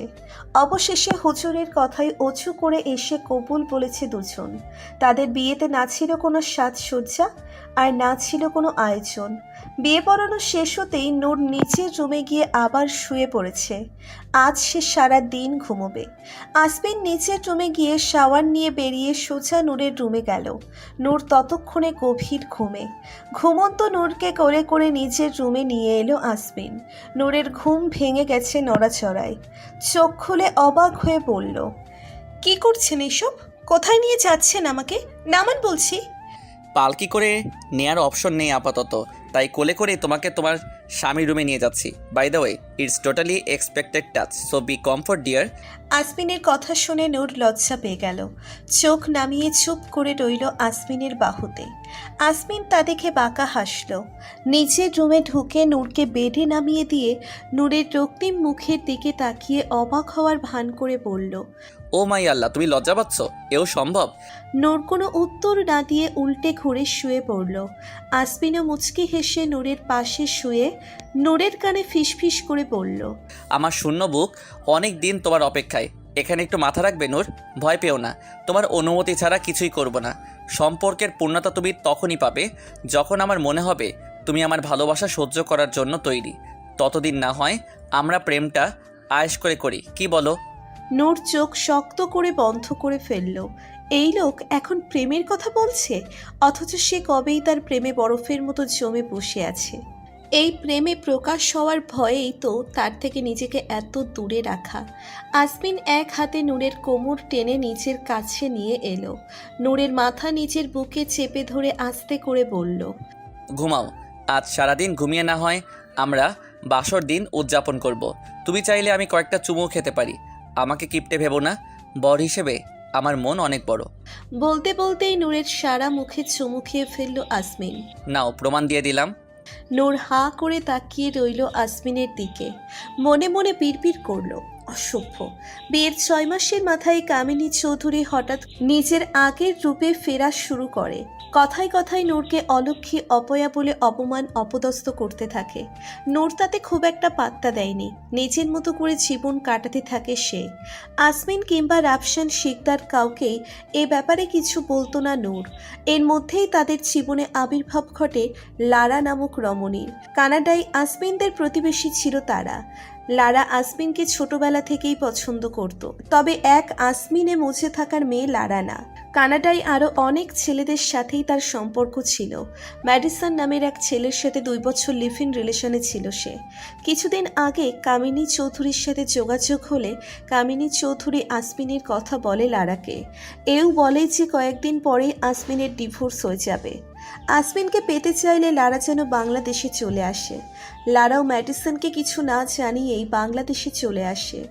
লারার বাবা মা ও মেয়েকে পূর্ণ সমর্থন করে। লারার বাবা কানাডার অনেক বড় বিজনেসম্যান। ভাইয়ের সম্পত্তি তো এখন তাদেরই, সাথে লারারটা পেলে সোনায় সোহাগা। কামিনী চৌধুরীর কুৎসিত পরিকল্পনার কথা কেউ জানতে পারল না। কয়েকদিনের মধ্যেই লারা এসে হাজির হলো নূর মঞ্জিলে। বিষয়টা নিয়ে কেউ মাথা না ঘামালেও গম্ভীর হয়ে রইলেন আমজাদ চৌধুরী। এতিম আমজাদ চৌধুরী পড়াশোনায় ভালো হওয়ায় স্কলারশিপ নিয়ে যায় কানাডায়। বাবা মা মারা যাওয়ার পর নিজেদের অনাথ আশ্রমেই বড় হয় সে। পূর্ণবয়স্ক না হওয়ায় বাবার সম্পত্তি সব ম্যানেজার সামলাতো। 20 বছর বয়সে সম্পত্তি সব নিজের নামে আসার পর বাংলাদেশের বিজনেস গুটিয়ে কানাডায় পাড়ি জমায় আমজাদ চৌধুরী। দেশের অনাথ আশ্রম সে নিজের আর একটা ঘর মনে করে। অনাথ আশ্রমের দায়িত্বে থাকা ফাদার দেখাশোনা করে সব কিছু। সমস্ত খরচ আমজাদ চৌধুরী নিজেই চালায়। কানাডায় গিয়েই কামিনী চৌধুরীর সাথে পরিচয়। ভালোবেসে বিয়ে করেছিলেন কামিনী চৌধুরীকে। রাফসান শিকদারও তাতে আপত্তি করেনি। বাবা মা মরা বোনকে সে খুব আদরে মানুষ করেছে, তাই তার সুখী মুখ্য। দুজনে একসাথেই কানাডায় পড়াশোনা করত। কখনো বুঝতেই পারেনি তার প্রেয়সীর ভিতরে এত কুৎসিত। লারা আসার পর থেকে আসমিন খুব কম কথা বলতো লারার সাথে। নির্বাচন মাথায় নিয়ে ব্যস্ত সময় পার করছে রাফসান শিকদার ও আসমিন। বিরোধী দলীয় নেতা আইবান তালুকদার উঠে পড়ে লেগেছে তাদের পিছনে। আসমিনের চমৎকার বুদ্ধিমত্তার জন্য কিছুতেই পেরে উঠছে না। তবে হাত গুটিয়ে বসে নেই সে, শুধু একটা সুযোগের অপেক্ষা। নির্বাচনী প্রচারণার জন্য নূরকেও খুব একটা সময় দিতে পারছিল না আসমিন। বহু কষ্টে সময় বের করলেও লারার জন্য তা কোনো না কোনোভাবে নষ্ট হয়ে যেত। আসমিন রেগে কিছু বলতে গেলে নূর তাকে থামিয়ে দিত। বাড়ির মেহমানের সাথে এমন আচরণ মোটেই শোভনীয় নয়। সেই সুযোগে লুফে নিতে লাগলো লারা। দূরত্ব সৃষ্টি হলো আসমিনের সাথে নূরের। মাঝে মাঝে রাতেও দেখা হতো না দুজনের। গভীর রাতে এসে আবার ভোরেই বেরিয়ে যেত আসমিন। অন্তর্মুখী হওয়ায় নূরের খুব একটা বন্ধু ছিল না। একমাত্র তানভীর সাইদি ছিল নূরের ছোটবেলার বন্ধু। দুজন দুজনের প্রাণ টাইপের বন্ধুত্ব তাদের। তাদের জীবনে কালবৈশাখী ঝড় হয়ে আসে তানভীরের জন্মদিনের দিন। রাতে পার্টি থাকায় নূর আর কলেজে যায়নি। সারা দিন বাসায় থাকার প্ল্যান করে সে। বাবার সাথেও খুব একটা দেখা হয় না তার। একাকিত্বে অভ্যস্ত সে। তবে মাঝখানে আসমিনের যত্ন তার অভ্যেসে ব্যাঘাত ঘটিয়েছে। এখন খুব শূন্যতা অনুভব হয় আসমিনকে ছাড়া। নিজের রুমের বারান্দায় বসেছিল নূর। ফোনের মেসেজ টিউন বেজে উঠতেই ভ্রু কুঁচকে গেল তার। এই সময় আবার কে মেসেজ দিচ্ছে? মন্ত্রী সাহেব নয় তো? মুখে মুচকি হাসি ঝুলিয়ে মেসেজ অপশনে ঢুকতেই চোখ স্থির হয়ে গেল নূরের। ফোনের স্ক্রিনে চলচল করছে আসমিন আর একটা মেয়ের অন্তরঙ্গ ছবি। কোনো এক অভিজাত হোটেল হোটেল রুমে বিবস্ত্র এক নারীকে বুকে নিয়ে শুয়ে আছে আসমিন। এতটা ঘনিষ্ঠ আজ পর্যন্ত তারাও হয়ে ওঠেনি। নির্লিপ্তভাবে চোখ সরিয়ে নিল নূর। ফোনটা জায়গা মতো রেখে আগের মতো প্রকৃতিতে বিভোর হলো সে। সন্ধ্যায় রেডি হয়ে বেরিয়ে পড়ল তানভীরের বাড়ির উদ্দেশ্যে। নূরকে বোনের নজরেই দেখে তানভীর। জন্মদিনের অনুষ্ঠান শেষ হয় 10টায়, অথচ নূর জানতেই পারল না সন্ধ্যা 7টায় তার একমাত্র অবলম্বন তার বাবা তাকে ছেড়ে চিরদিনের মতো হারিয়ে গেছে সন্ত্রাসীদের গুলিতে। কয়েক হাজার কল এসে জমা হয়েছে নূরের ফোনে। আসমিনের লাস্ট মেসেজ ছিল, কোথায় তুমি নূর? যেখানেই থাকো তাড়াতাড়ি হসপিটালে চলে আসো, মামার গুলি লেগেছে, তোমাকে দেখতে চাইছে। না হয় আমাকে বলো কোথায় আছো, আমি তোমাকে পিক করছি। একা বের হবার দরকার নেই, প্লিজ ফোন রিসিভ করো জান, আমার খুব টেনশন হচ্ছে। মিনিট কয়েক পরেই আসমিনের ফোনে মেসেজ এলো, আমাকে নিয়ে আপনাকে ভাবতে হবে না, আমি ব্যস্ত আছি, এখন আসতে পারবো না। গুলিই তো লেগেছে, মরে তো আর চাইনি। আমাকে আর বিরক্ত করবেন না, গীতিকারের সাথে কথা বলছি। সব ঠিক থাকলে আজকেই আমার ক্যারিয়ারের সূচনা হয়ে যাবে। আপনার অনুপস্থিতিতে এই গানই আমাকে সঙ্গ দিয়েছে, তাই সবার আগে আমার কেরিয়ার। শক্ত চোখে মেসেজ পড়ে চোখ বন্ধ করে ফেলল আসমিন। এটা নূরের মেসেজ নয়, হতে পারে না। তার নূর এমন কথা কিছুতেই বলতে পারে না। কোথায় নূর? এদিকে নূরের অবহেলায় পড়ে থাকা ফোনটা বারান্দা থেকে তুলে নিয়েছে কামিনী চৌধুরী। আসমিনকে মেসেজ সেই করেছে। লারা তানভীরের সাথে নূরের কয়েকটা ছবি তুলে পাঠিয়ে দিল কামিনী চৌধুরীর কাছে। কামিনী চৌধুরী নূরের ফোন থেকে সে ছবি আসমিনের মোবাইলে সেন্ড করে দিল। ছবি দেখার আগেই খবর এলো ব্যস্ততম পৃথিবী থেকে বিদায় নিয়েছে রাফসান শিকদার। ঘামে লেপ্টে যাওয়া শুভ্র পাঞ্জাবি গায়ে দেওয়ালে হেলান দিয়ে বসে পড়ল আসমিন। আমজাদ চৌধুরীও স্তব্ধ হয়ে গেল। শুধু হাঁপ ছেড়ে বাঁচল কামিনী চৌধুরী। এই বিশাল সাম্রাজ্য এখন তার। একমাত্র ভাইয়ের মৃত্যুতে শোক করতে না পারলেও কান্নার অভিনয় করল পাক্কা অভিনেত্রীদের মতো। হাসপাতালের বারান্দায় ভাইয়ের শোকে গড়াগড়ি খেয়ে কান্না করা বোনের আর্তনাদ ফলাও করে প্রচার করা হলো। আসমিন এসে সামলে নিল মাকে। আমজাদ চৌধুরী স্ত্রীর অভিনয় বুঝেও চুপ করে রইলেন। মৃতদেহ নিয়ে নূর মঞ্জিলে পৌঁছানোর 1 ঘন্টা পরে বিধ্বস্ত অবস্থায় খালি পায়ে দৌড়ে বাড়িতে প্রবেশ করল নূর। নিউজ দেখে সে দৌড়ে এসেছে সারা রাস্তা। পা থেকে রক্ত ঝরছে সমানে। সেদিকে হুঁশ নেই নূরের। বাবার মৃতদেহের সামনে গিয়ে ধপ করে বসে পড়ল নূর। কাঁপা কাঁপা হাতে হাত বুলিয়ে দিল বাবার শান্ত মুখশ্রীতে। লাশের বুকে মাথা রেখে শুয়ে থাকলো কিছুক্ষণ। আজ থেকে এই বুকটা চিরদিনের মতো হারালো সে। তার আব্বু আর নেই, ভাবতেই নিঃশ্বাস আটকে আসছে নূরের। তার থেকে কয়েক হাত দূরত্বে বসে আছে আসমিন। তার পাশেই গা ঘেঁষে বসে লারা। সেই মুহূর্তে সবচেয়ে নিকৃষ্ট মানুষের পরিচয় দিল কামিনী চৌধুরী। নূরকে টেনে সরিয়ে দিল রাফসান শিকদারের বুক থেকে। পরপর কয়েকটা চড় লাগিয়ে দিল তার গালে। আসার পর থেকে এক বিন্দু পানীয় চোখ থেকে বের হয়নি নূরের। থাপ্পড় খেয়ে সে নির্বাক চোখে তাকিয়ে আছে আসমিনের দিকে। আসমিন চোখ সরিয়ে নিল তার থেকে। নূর নির্লিপ্ত চোখে তাকিয়ে দেখল আসমিনের মুখ ফিরিয়ে নেওয়া। আর এক দফা শক্ত করল নিজেকে। কামিনী চৌধুরী একের পর এক অপবাদ দিয়ে যাচ্ছে তার উপরে। বেহায়া চরিত্রহীন মেয়ে মানুষ, বাবার মৃত্যুর আগে তার সাথে দেখা অবধি করেনি, পরপুরুষের সাথে রং ঢং করে এখন এসেছো নাটক করতে। নষ্টা মেয়ে কোথাকার, লজ্জা করে না এমন নোংরামি করতে? আমার ভাইয়ের আশেপাশেও আসবি না তুই। তোর এই কলঙ্কনি মুখ নিয়ে বেরিয়ে যা এখান থেকে। কামিনী চৌধুরীর দিকে এক পলক তাকিয়ে নূর আসমিনের সামনে গিয়ে দাঁড়ালো। শান্ত গলায় বলল, আপনার কিছু বলার আছে মন্ত্রী সাহেব? আসমিন এক রাশ ঘৃণা নিয়ে তাকালো নূরের দিকে। ভয়ঙ্কর চোখে তাকিয়ে কর্কশ গলায় বলল, যেই মেয়ে নিজের বাবার ভালোবাসার মূল্য দিতে জানে না, সে আমার ভালোবাসার মূল্য দিবে কিভাবে? বাবার মৃত্যু থেকে যার ক্যারিয়ার বড়, সেই মেয়েকে আমি আমার জীবনে চাই না। দেখা গেল আমাকে মৃত্যু মুখে রেখে সে নিজের স্বপ্ন পূরণ করতে চলে গেল। এই নূরকে আমি ভালোবাসিনি, তাই এই নূরের জায়গা আমার জীবনে নেই। Go to hell with your fucking dream. Noor শান্ত চোখে তাকিয়ে রইল আসমিনের দিকে। তার চোখে বাবা হারানোর শোক নেই, স্বামীর প্রতারণা, অবিশ্বাস, ধোঁকা, কোনো কিছুর জন্য কোনো অনুভূতি নেই। চোখে নেই এক বিন্দু নোনা জল। আসমিনের সামনে থেকে বাবার লাশের পাশে গিয়ে বসল নূর। বাবাকে জড়িয়ে ধরে ক্লান্ত গলায় বলল, তুমি মানুষ চিনতে ভুল করেছো আব্বু, অযোগ্য মানুষের হাতে নিজের মূল্যবান রত্ন তুলে দিয়েছ। আমাদের শেষ দেখাটা সুখকর হলো না আব্বু। যে শূন্যতা নিয়ে তুমি চলে গিয়েছো, আমাকে তা সারা জীবন বয়ে বেড়াতে হবে। পরপারে ভালো থেকো আমার সুপার হিরো। আমি তোমার রত্নের যত্ন নিব। কামিনী চৌধুরী তেরে আসতে নিতেই আমজাদ চৌধুরী তাকে শক্ত হাতে থামিয়ে দিল। ভয়ঙ্কর চোখে তাকে বুঝিয়ে দিল ফলাফল ভালো হবে না। স্বামীর কড়া চাহনিতে থেমে গেল কামিনী চৌধুরী। কটমট করে তাকিয়ে রইল নূরের দিকে। বাবার কপালে চুমু খেয়ে নিজের রুমে চলে গেল নূর। রাফসান শিকদারকে দাফন করতে নিয়ে যাওয়ার সময়ও নিচে আসেনি সে। তানভীর সারাটা সময় চুপচাপ সবকিছু দেখে যাচ্ছিল। নূরের এই শান্ত ব্যবহার ভাবাচ্ছে তাকে। নূরের পিছু পিছু সেও এসেছিল এখানে। কামিনী চৌধুরীর নূরকে আঘাত করার সময় যখন সে রেগে এগিয়ে যাচ্ছিল, তখন নূরের ইশারায় থেমে যায় সে। তখন থেকে সারা শরীর রাগে জ্বলছে তার। রাফসান শিকদারের দাফন শেষ হলো রাত 2টায়। দলীয় নেতা সহ হাজার হাজার মানুষ তার জানাজায় অংশগ্রহণ করেছে। বিরোধী দলীয় নেতা আইমান তালুকদারও এসেছে জানাজায়। সারা দেশে তোলপাড় শুরু হয়ে গেল খুনিকে ধরার জন্য। আসমিন হিংস্র বাঘের মতো শত্রুদের একে একে শেষ করতে লাগলো। তবুও কোথাও কোনো লিঙ্ক পাওয়া যাচ্ছিল না। সারা রাত বাইরে কাটিয়ে ভোরে বাসায় আসে আসমিন। রক্ত চপার মতো লাল চোখ নিয়ে রুমে ঢুকেই শব্দ করে দরজা বন্ধ করে দেয় সে। বারান্দায় দাঁড়িয়ে থাকা সদ্য বাবা হারানো মেয়েটির দিকে ফিরেও তাকায় না। ওয়াশরুম থেকে ফ্রেশ হয়ে বিছানায় শরীর এলিয়ে দেয় সে। সেদিকে তাকিয়ে তাচ্ছিল্যের হাসি হাসল নূর।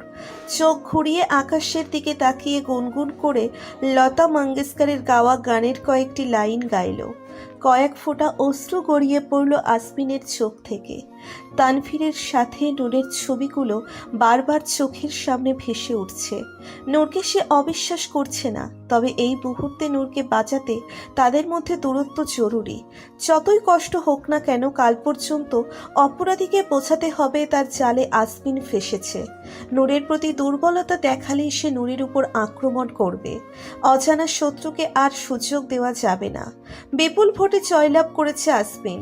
এত বড় প্রাপ্তিতেও তার চোখে মুখে খুশির লেশ মাত্র নেই। পার্টি অফিসের সমস্ত কাজ শেষ করে বাসায় আসতেই ভ্রু কুঁচকে গেল তার। সমস্ত বাড়ি নিস্তব্ধ হয়ে আছে। একমাত্র কামিনী চৌধুরী আর লারাকেই প্রফুল্ল দেখালো। আমজাদ চৌধুরী মাথায় হাত দিয়ে সোফায় বসে আছেন। আসমিন খুব একটা মাথা না ঘামিয়ে বাবার পাশে গিয়ে বসে পড়ল। চারিদিকে ফুলের তোড়ায় ভরে গেছে। সবাই শুভেচ্ছা জানিয়ে ফুল পাঠিয়েছে। নূর কোথায় আব্বু? তাকে দিয়ে তোমার কি দরকার? আমজাদ চৌধুরীর কর্কশ গলা শুনে থতমত খেয়ে গেল আসমিন। অজানা ভয়ে বুক কেঁপে উঠল। বার কয়েক নূরকে ডেকেও যখন সাড়া পাওয়া গেল না, তখন আসমিন উত্তেজিত হয়ে দ্রুত পায়ে সারা বাড়ি খুঁজল। আসমিনের চিৎকার শুনে কামিনী চৌধুরী সহ সবাই হাজির হলো বিশাল ড্রয়িং রুমে। আসমিন দৌড়ে এসে আমজাদ চৌধুরীর সামনে দাঁড়িয়ে কাঁপা কাঁপা গলায় বলল, নূর কোথায় আব্বু? চলে গেছেন। আসমিন বিস্ফোরিত চোখে তাকালো আমজাদ চৌধুরীর দিকে। মুহূর্তেই ভয়ের জায়গায় চোখ এসে ভিড় করল ক্রোধ। চিৎকার করে বলল, চলে গেছে মানে? কোথায় গেছে নূর? আমি বলেছিলাম না নূর যাতে বাসা থেকে বের না হয়? কে বের হতে দিয়েছে ওকে? আসমিনের ভয়ঙ্কর রূপ দেখে কেঁপে উঠল কামিনী চৌধুরী। কপালের ঘাম কাঁপা কাঁপা হাতে মুছে লালার দিকে তাকালো। তারও একই অবস্থা, থরথর করে কাঁপছে সে। আমজাদ চৌধুরী কামিনী চৌধুরীর সামনে গিয়ে দাঁড়ালো। রক্ত চক্ষু নিয়ে তাকিয়ে চিৎকার করে বলল, মা মরা মেয়েটা তো তোমার নিজের রক্ত ছিল কামিনী। তার উপর কিসের এত রাগ তোমার বলতে পারো? ছোট থেকে তাকে অবহেলা অপমান করে তার কোমল হৃদয়টা তুমি বিষিয়ে দিয়েছ। আমি বাধা দিলে আমাকেও কথা শোনাতে ছাড়ুনি। ভাইজান একটা কমল ফুল তুলে দিয়েছিল তোমার হাতে, অথচ তুমি তার জীবনটা কাঁটায় ভরে দিয়েছ। এই বিশাল সম্পত্তির একমাত্র উত্তরাধিকারী কত বেলা না খেয়ে কাটিয়েছে তার কোনো হিসেব নেই। সব কিছু তো মেয়েটা মেনেই নিয়েছিল, তাহলে তাকে এভাবে ঘর ছাড়তে বাধ্য করলে কেন? তার চরিত্রে সবার সামনে দাগ লাগালে কেন? উত্তর দাও কামিনী। স্বামীর এহেন রূপে কলিজাও শুকিয়ে গেল কামিনী চৌধুরীর। আসপিন অবাক চোখে বিস্ময় নিয়ে তাকিয়ে আছে তার মায়ের দিকে। সেদিকে একবার তাকিয়ে চোখ নামিয়ে নিল কামিনী চৌধুরী। আসপিন যেন বোবা হয়ে গেল। টলমল পায়ে দেওয়ালের উপর হাত রেখে নিজেকে সামলালো। মরার উপর খাড়ার ঘা হয়ে আগমন হলো তানভীরের। কারোর দিকে না তাকিয়ে নিজের ফোনটা কানেক্ট করে দিল ড্রয়িং রুমের টিভিতে। সাথে সাথেই টিভির স্ক্রিনে ভেসে উঠল নূরের পরিশ্রান্ত পরাজিত মুখখানা। ভিডিওটি গাড়ির ভিতরে বসে করা। আসপিন দৌড়ে এসে দাঁড়ালো টিভির সামনে। কাঁপা কাঁপা হাতে ছুঁয়ে দিল নূরের মুখখানা। জয়ের জন্য অনেক অনেক শুভকামনা মন্ত্রী সাহেব। আপনার এই সাফল্য ভরা জীবনে আমার মতো অপয়া থাকা মানাই বলেন? ভালোবাসলে বিশ্বাস করতে হয় মন্ত্রী সাহেব, ভালোবাসায় ভরসা থাকতে হয়। কোনো ঠুনকো আঘাত যদি তা ভেঙে দেয় তাহলে বুঝতে হবে সেখানে কোনো ভালোবাসা ছিল না, পুরোটাই অভিনয় বা মোহ। আপনার বেলায় ঠিক কোনটা বুঝতে পারছি না। আপনি যখন বলেই দিয়েছেন আমি আপনাকে আর কি ভালোবাসবো, নিজের বাবাকেই তো ভালোবাসতে পারিনি, তখন আর নিজের হয়ে কোনো সাফাই আমি দিব না। আমি চলে যাচ্ছি, আপনাকে সমস্ত সম্পর্ক থেকে মুক্তি দিয়ে চলে যাচ্ছি। প্রমাণস্বরূপ এই ভিডিওটি আপনার কাছে রেখে দিতে পারেন। যেহেতু আমাদের বিয়ের রেজিস্ট্রেশন হয়নি সেহেতু ডিভোর্স পেপার দিতে পারলাম না। ভিডিও শেষে আপনার জন্য সারপ্রাইজ আছে, দেখে নেবেন প্লিজ। মিসেস চৌধুরীকে টেনশন করতে নিষেধ করবেন।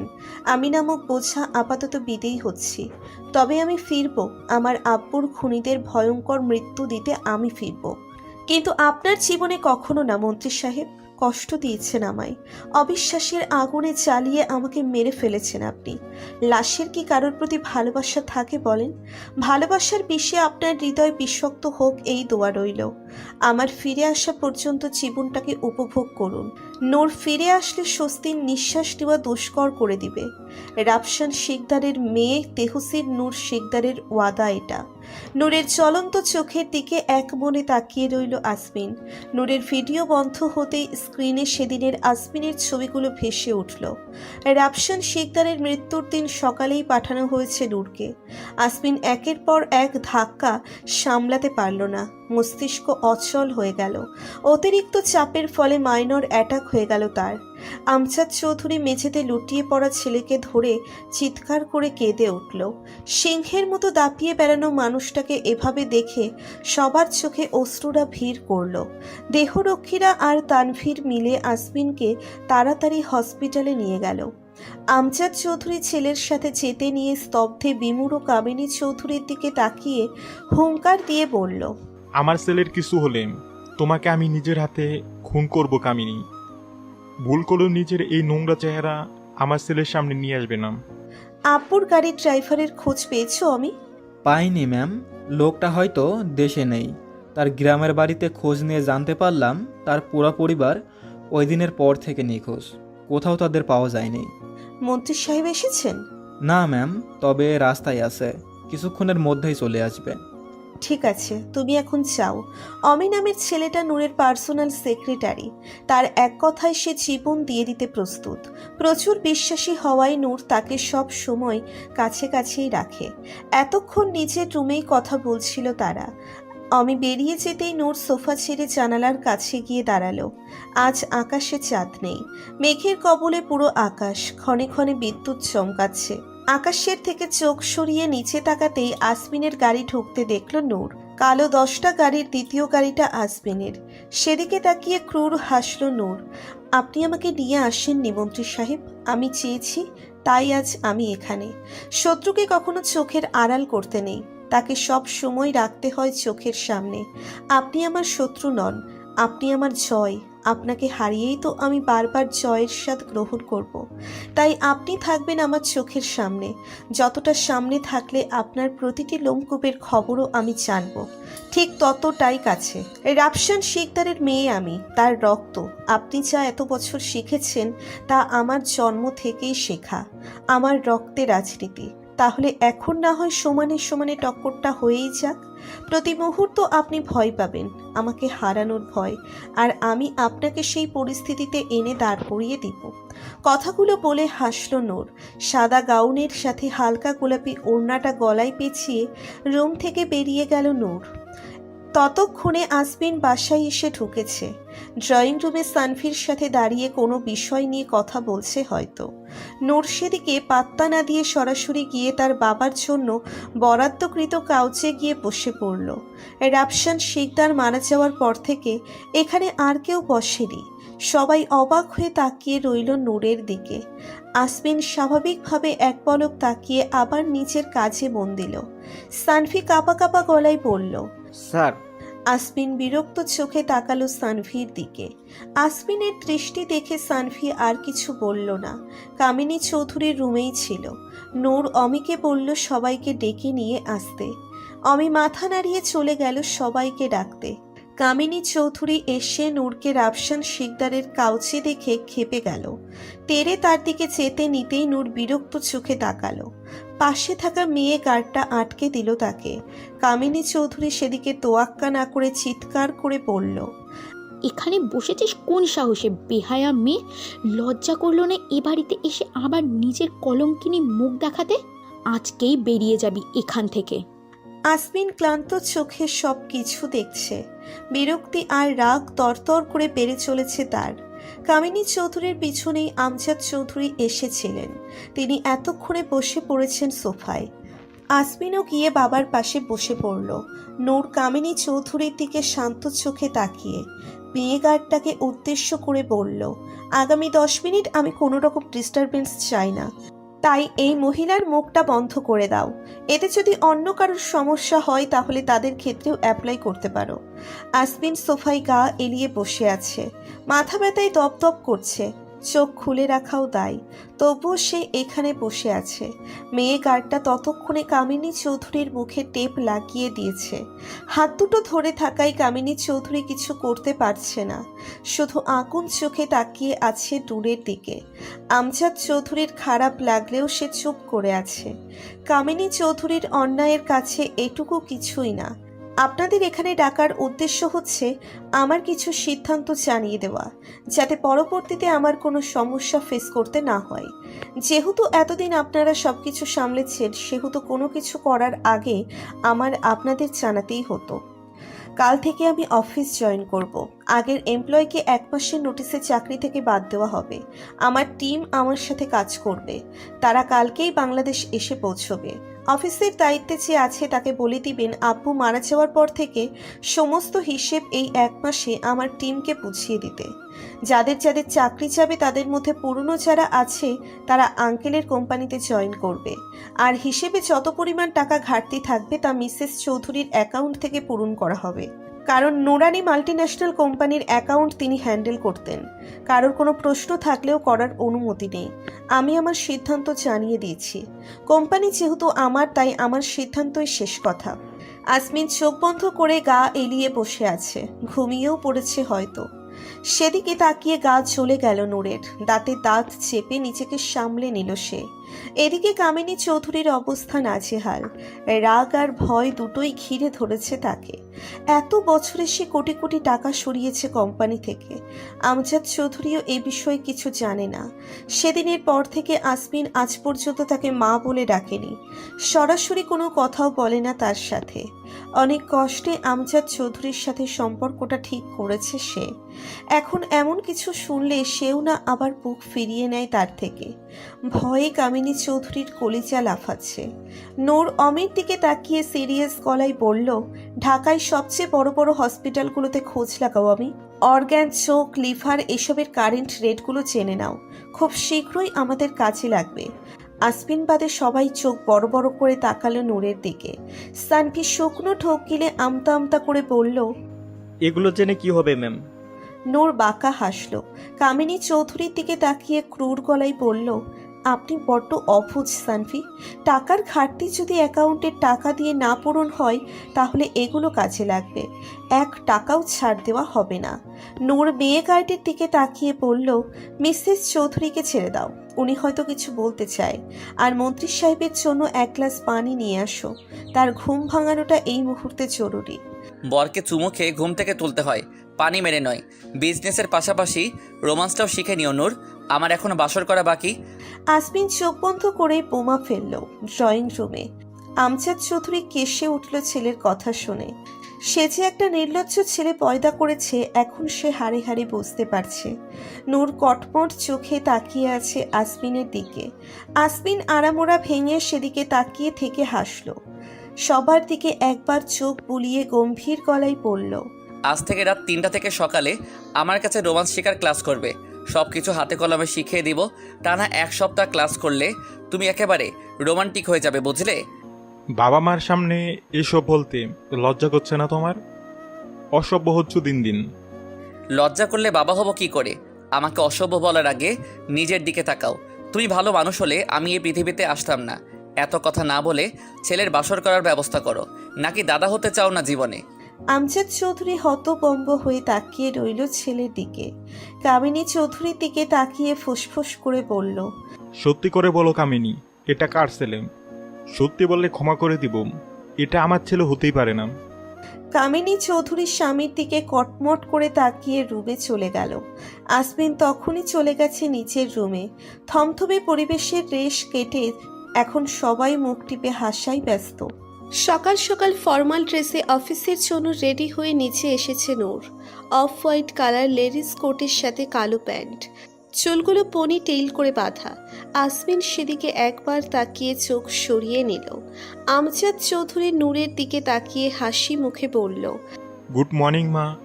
রাপসান শিকদারের জন্য বরাদ্দকৃত চেয়ারে বসতে বসতে নূরও হাসি মুখে আমজাদ চৌধুরীকে গুড মর্নিং জানালো। অফিসের প্রথম দিনের জন্য শুভকামনা। অনেক অনেক এগিয়ে যাও মা, আমি আছি তোমার সাথে। নূর প্লেটে পরোটা নিতে নিতে কামিনী চৌধুরীর দিকে তাকিয়ে বাঁকা হাসল। আমজাদ চৌধুরীর দিকে তাকিয়ে রসিকতার স্বরে বলল, ধন্যবাদ আঙ্কেল, তবে এই মুহূর্তে দোয়া মিসেস চৌধুরীর বেশি প্রয়োজন। আপনি বরং তাকেই একটু দোয়া করে দিন। বলা তো চাই না আর কখনো এভাবে রাজকীয় ক্ষমতা নিয়ে আপনাদের সামনে বসতে পারেন কি না। আমজাদ চৌধুরী মলিন চোখে তাকালো নূরের দিকে। আসমিন এক মনে খেয়ে যাচ্ছে, আর এদিকে কোনো ধ্যান নেই। আজ তার অনেক কাজ, দলীয় কিছু কর্মসূচি আছে। আজ মন্ত্রী পরিষদে আজ সারাদিন থাকতে হবে। তার আগে বাসার গুরুত্বপূর্ণ কাজটা শেষ করতে হবে। নূর খাওয়ার মাঝেই লারা এসে হাজির হলো নূর মঞ্জিলে। আসমিনের পাশের চেয়ারে বসে আসমিনের দিকে অসহায় চোখে তাকালো, ন্যাকা কান্না করে বলল, বিয়ের ডেটটা কবে ফিক্সড করবে আসমিন? হঠাৎ করে বিয়ে ভেঙে যাওয়ার আমাদের অনেক হিউমিলিটেড হতে হচ্ছে। পাপা সোসাইটিতে মুখ দেখাতে পারছে না।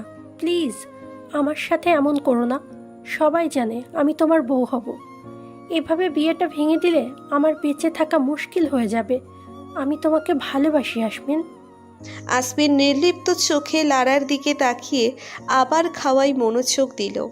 আসমিনের এমন গা ছাড়া ভাব দেখে মনে মনে রাগে ফুঁসে উঠল লারা, কিন্তু চেহারায় তা প্রকাশ করল না। মনে মনে বলল, একবার শুধু বিয়েটা হয়ে যাক, তোমাকে আর তোমার পুরো পরিবারকে আমি লারা আমার পা চাটা গোলাম যদি না করিয়ে রাখি, তাহলে আমার নামও লারা নয়। নূর ভ্রু কুচকে সেদিকে তাকালো। লারা নূরের দিকে তাকিয়ে আসমিনের আরেকটু কাছাকাছি গিয়ে বসল। আসমিন লারার দিকে না তাকিয়ে গম্ভীর গলায় বলল, কোলে বসতে চাও? আমজাদ চৌধুরী চোখ বড় বড় করে তাকালো আসমিনের দিকে। নূর সেদিকে ভ্রুক্ষেপ না করে নিচের কফিতে মনোযোগ দিল। লারা আসমিনের দিকে লাচক চোখে তাকিয়ে মিনমিনে গলায় বলল, সবার সামনে বেডরুমে গেলে ভালো হতো না? দরকার নেই, তুমি এখানেই উঠতে পারো। ওকে। আসমিন টেবিল থেকে কিছুটা দূরে দাঁড়িয়ে থাকা পালোয়ান সাইজের লোকটির দিকে তাকিয়ে শান্ত গলায় বলল, বাহাদুর, লারাকে কোলে নাও। আজ সারাদিন সে তোমার কোলেই থাকবে। আজ আর তোমার কোনো কাজ নেই। আসমিনের শান্ত গলা শুনে বাহাদুর নামের লোকটা ভয়ার্থ চোখে আসমিনের দিকে তাকালো। আসমিনের এই শান্ত গলা যে কতটা ভয়ঙ্কর তা সে হাড়ে হাড়ে জানে।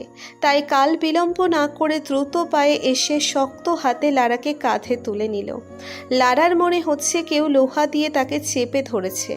চোখের পলক কি হয়ে গেল বোঝার আগেই বাহাদুর নামের কালো পালোয়ান সাইজের লোকটা তাকে কোলে নিয়ে একটা চেয়ারে বসে পড়ল। কামিনী চৌধুরী সেদিকে তাকিয়ে চোখ সরিয়ে নিল। আমজাদ চৌধুরী একটু শব্দ করেই হেসে ফেলল। সানফিয়ার আমি এতক্ষণ সবকিছু নীরব চোখে দেখলেও এবার দুজনেই মুখ টিপে হাসতে লাগলো। নূর অমির দিকে তাকিয়ে লারার বসা চেয়ারটা দেখিয়ে শক্ত গলায় বলল, এটা এখনই বাইরে ফেলে দেওয়ার ব্যবস্থা করো। কামিনী চৌধুরী তাচ্ছিল্যের সুরে বলল, চেয়ার ফেলে কি লাভ? তোমার বরকে অনেকবার ছুঁয়েছে, এখনো তো তার সাথেই বাসর করতে চাইছো। আমি ফেলেছি বলেই সে ছুঁতে পেরেছে, না হলে কার সাধ্যি নূরের জিনিসের দিকে হাত বাড়ানোর? নূরের টেস্ট এতটাও খারাপ না মিসেস চৌধুরী। আসমিন তীক্ষ্ণ চোখে নূরের দিকে তাকিয়ে কফিতে শেষ চুমুক দিল। নূর দাঁড়িয়েছে অফিসে যাওয়ার জন্য। তাড়াতাড়ি অফিসে আসবেন Mrs Chowdhury, I hate late. Asmin নিজের চেয়ার ছেড়ে নূরের মুখোমুখি দাঁড়ালো। শুভ্র পাঞ্জাবির হাতা সামান্য গুটিয়ে ঘাড় হালকা কাত করে নূরের দিকে বাঁকা হেসে তাকালো। নূর ভ্রু কুঁচকে তার দিকেই তাকিয়ে। হাতা গোটানো শেষ হতেই হুট করে আসমিন নূরকে কোলে তুলে নিল। নূর চোখ বড় বড় করে তাকিয়ে রইল আসমিনের দিকে। আসমিন ধূপধাপ পা ফেলে সিঁড়ি বেয়ে চলে যাচ্ছে নিচের রুমে। আমজাদ চৌধুরী মুখ কুঁচকে তাকিয়ে রইল ছেলের যাওয়ার দিকে। সানভিয়ার অমি সেদিকে পাত্তা না দিয়ে বসে গেল ব্রেকফাস্ট করতে। আজ তাদের যেতে লেট হবে তারা বুঝে গেছে। ওকে এভাবে কোথায় নিয়ে গেল তোমার স্যার? আমজাদ চৌধুরীর প্রশ্নে থতমত খেয়ে গেল সানভি। ও কিভাবে জানবে কোথায় নিয়ে গেল? তবুও সন্দিহান কণ্ঠে বলল, কাল রাতের ক্লাসটা মনে হয় এখন করাবে। আমজাদ চৌধুরী কটমট গলায় বলল, চুপ করো বেয়াদব ছেলে, যেমন ছাড় তেমন পিএম, সব কয়টা অসভ্য হচ্ছে দিন দিন। সানভি কাঁদো কাঁদো চোখে তাকিয়ে পরোটা খাওয়ায় মনোযোগ দিল। অমি মনে মনে হেসে লুটোপুটি খাচ্ছে। কামিনী চৌধুরী কটকট করে বেরিয়ে গেল বাসা থেকে। লারার বাবার সাথে কথা বলতে হবে। এত বছরের সাজানো প্ল্যান কিছুতেই এই 2 দিনের মেয়ের জন্য সে নষ্ট হতে দিবে না। অমি কাউকে মেসেজ করে আবার খাওয়াই ধ্যান দিল। আসমিন নূরকে নিচের রুমে নামিয়ে সাথে সাথে দরজা লক করে দিল।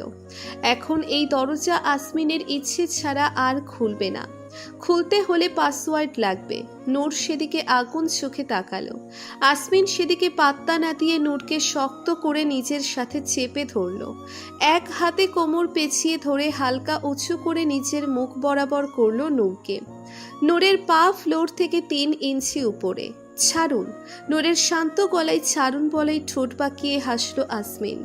নূরের ঠোঁটের দিক বা পাশে গাঢ় চুমু খেয়ে ফিসফিস করে বলল, রাতে আসতে বলেছিলাম, আসোনি কেন? ছাত্রী হিসেবে তুমি ফাঁকিবাজ হতেই পারো, কিন্তু স্যার হিসেবে আমি মোটেও ফাঁকিবাজ নই।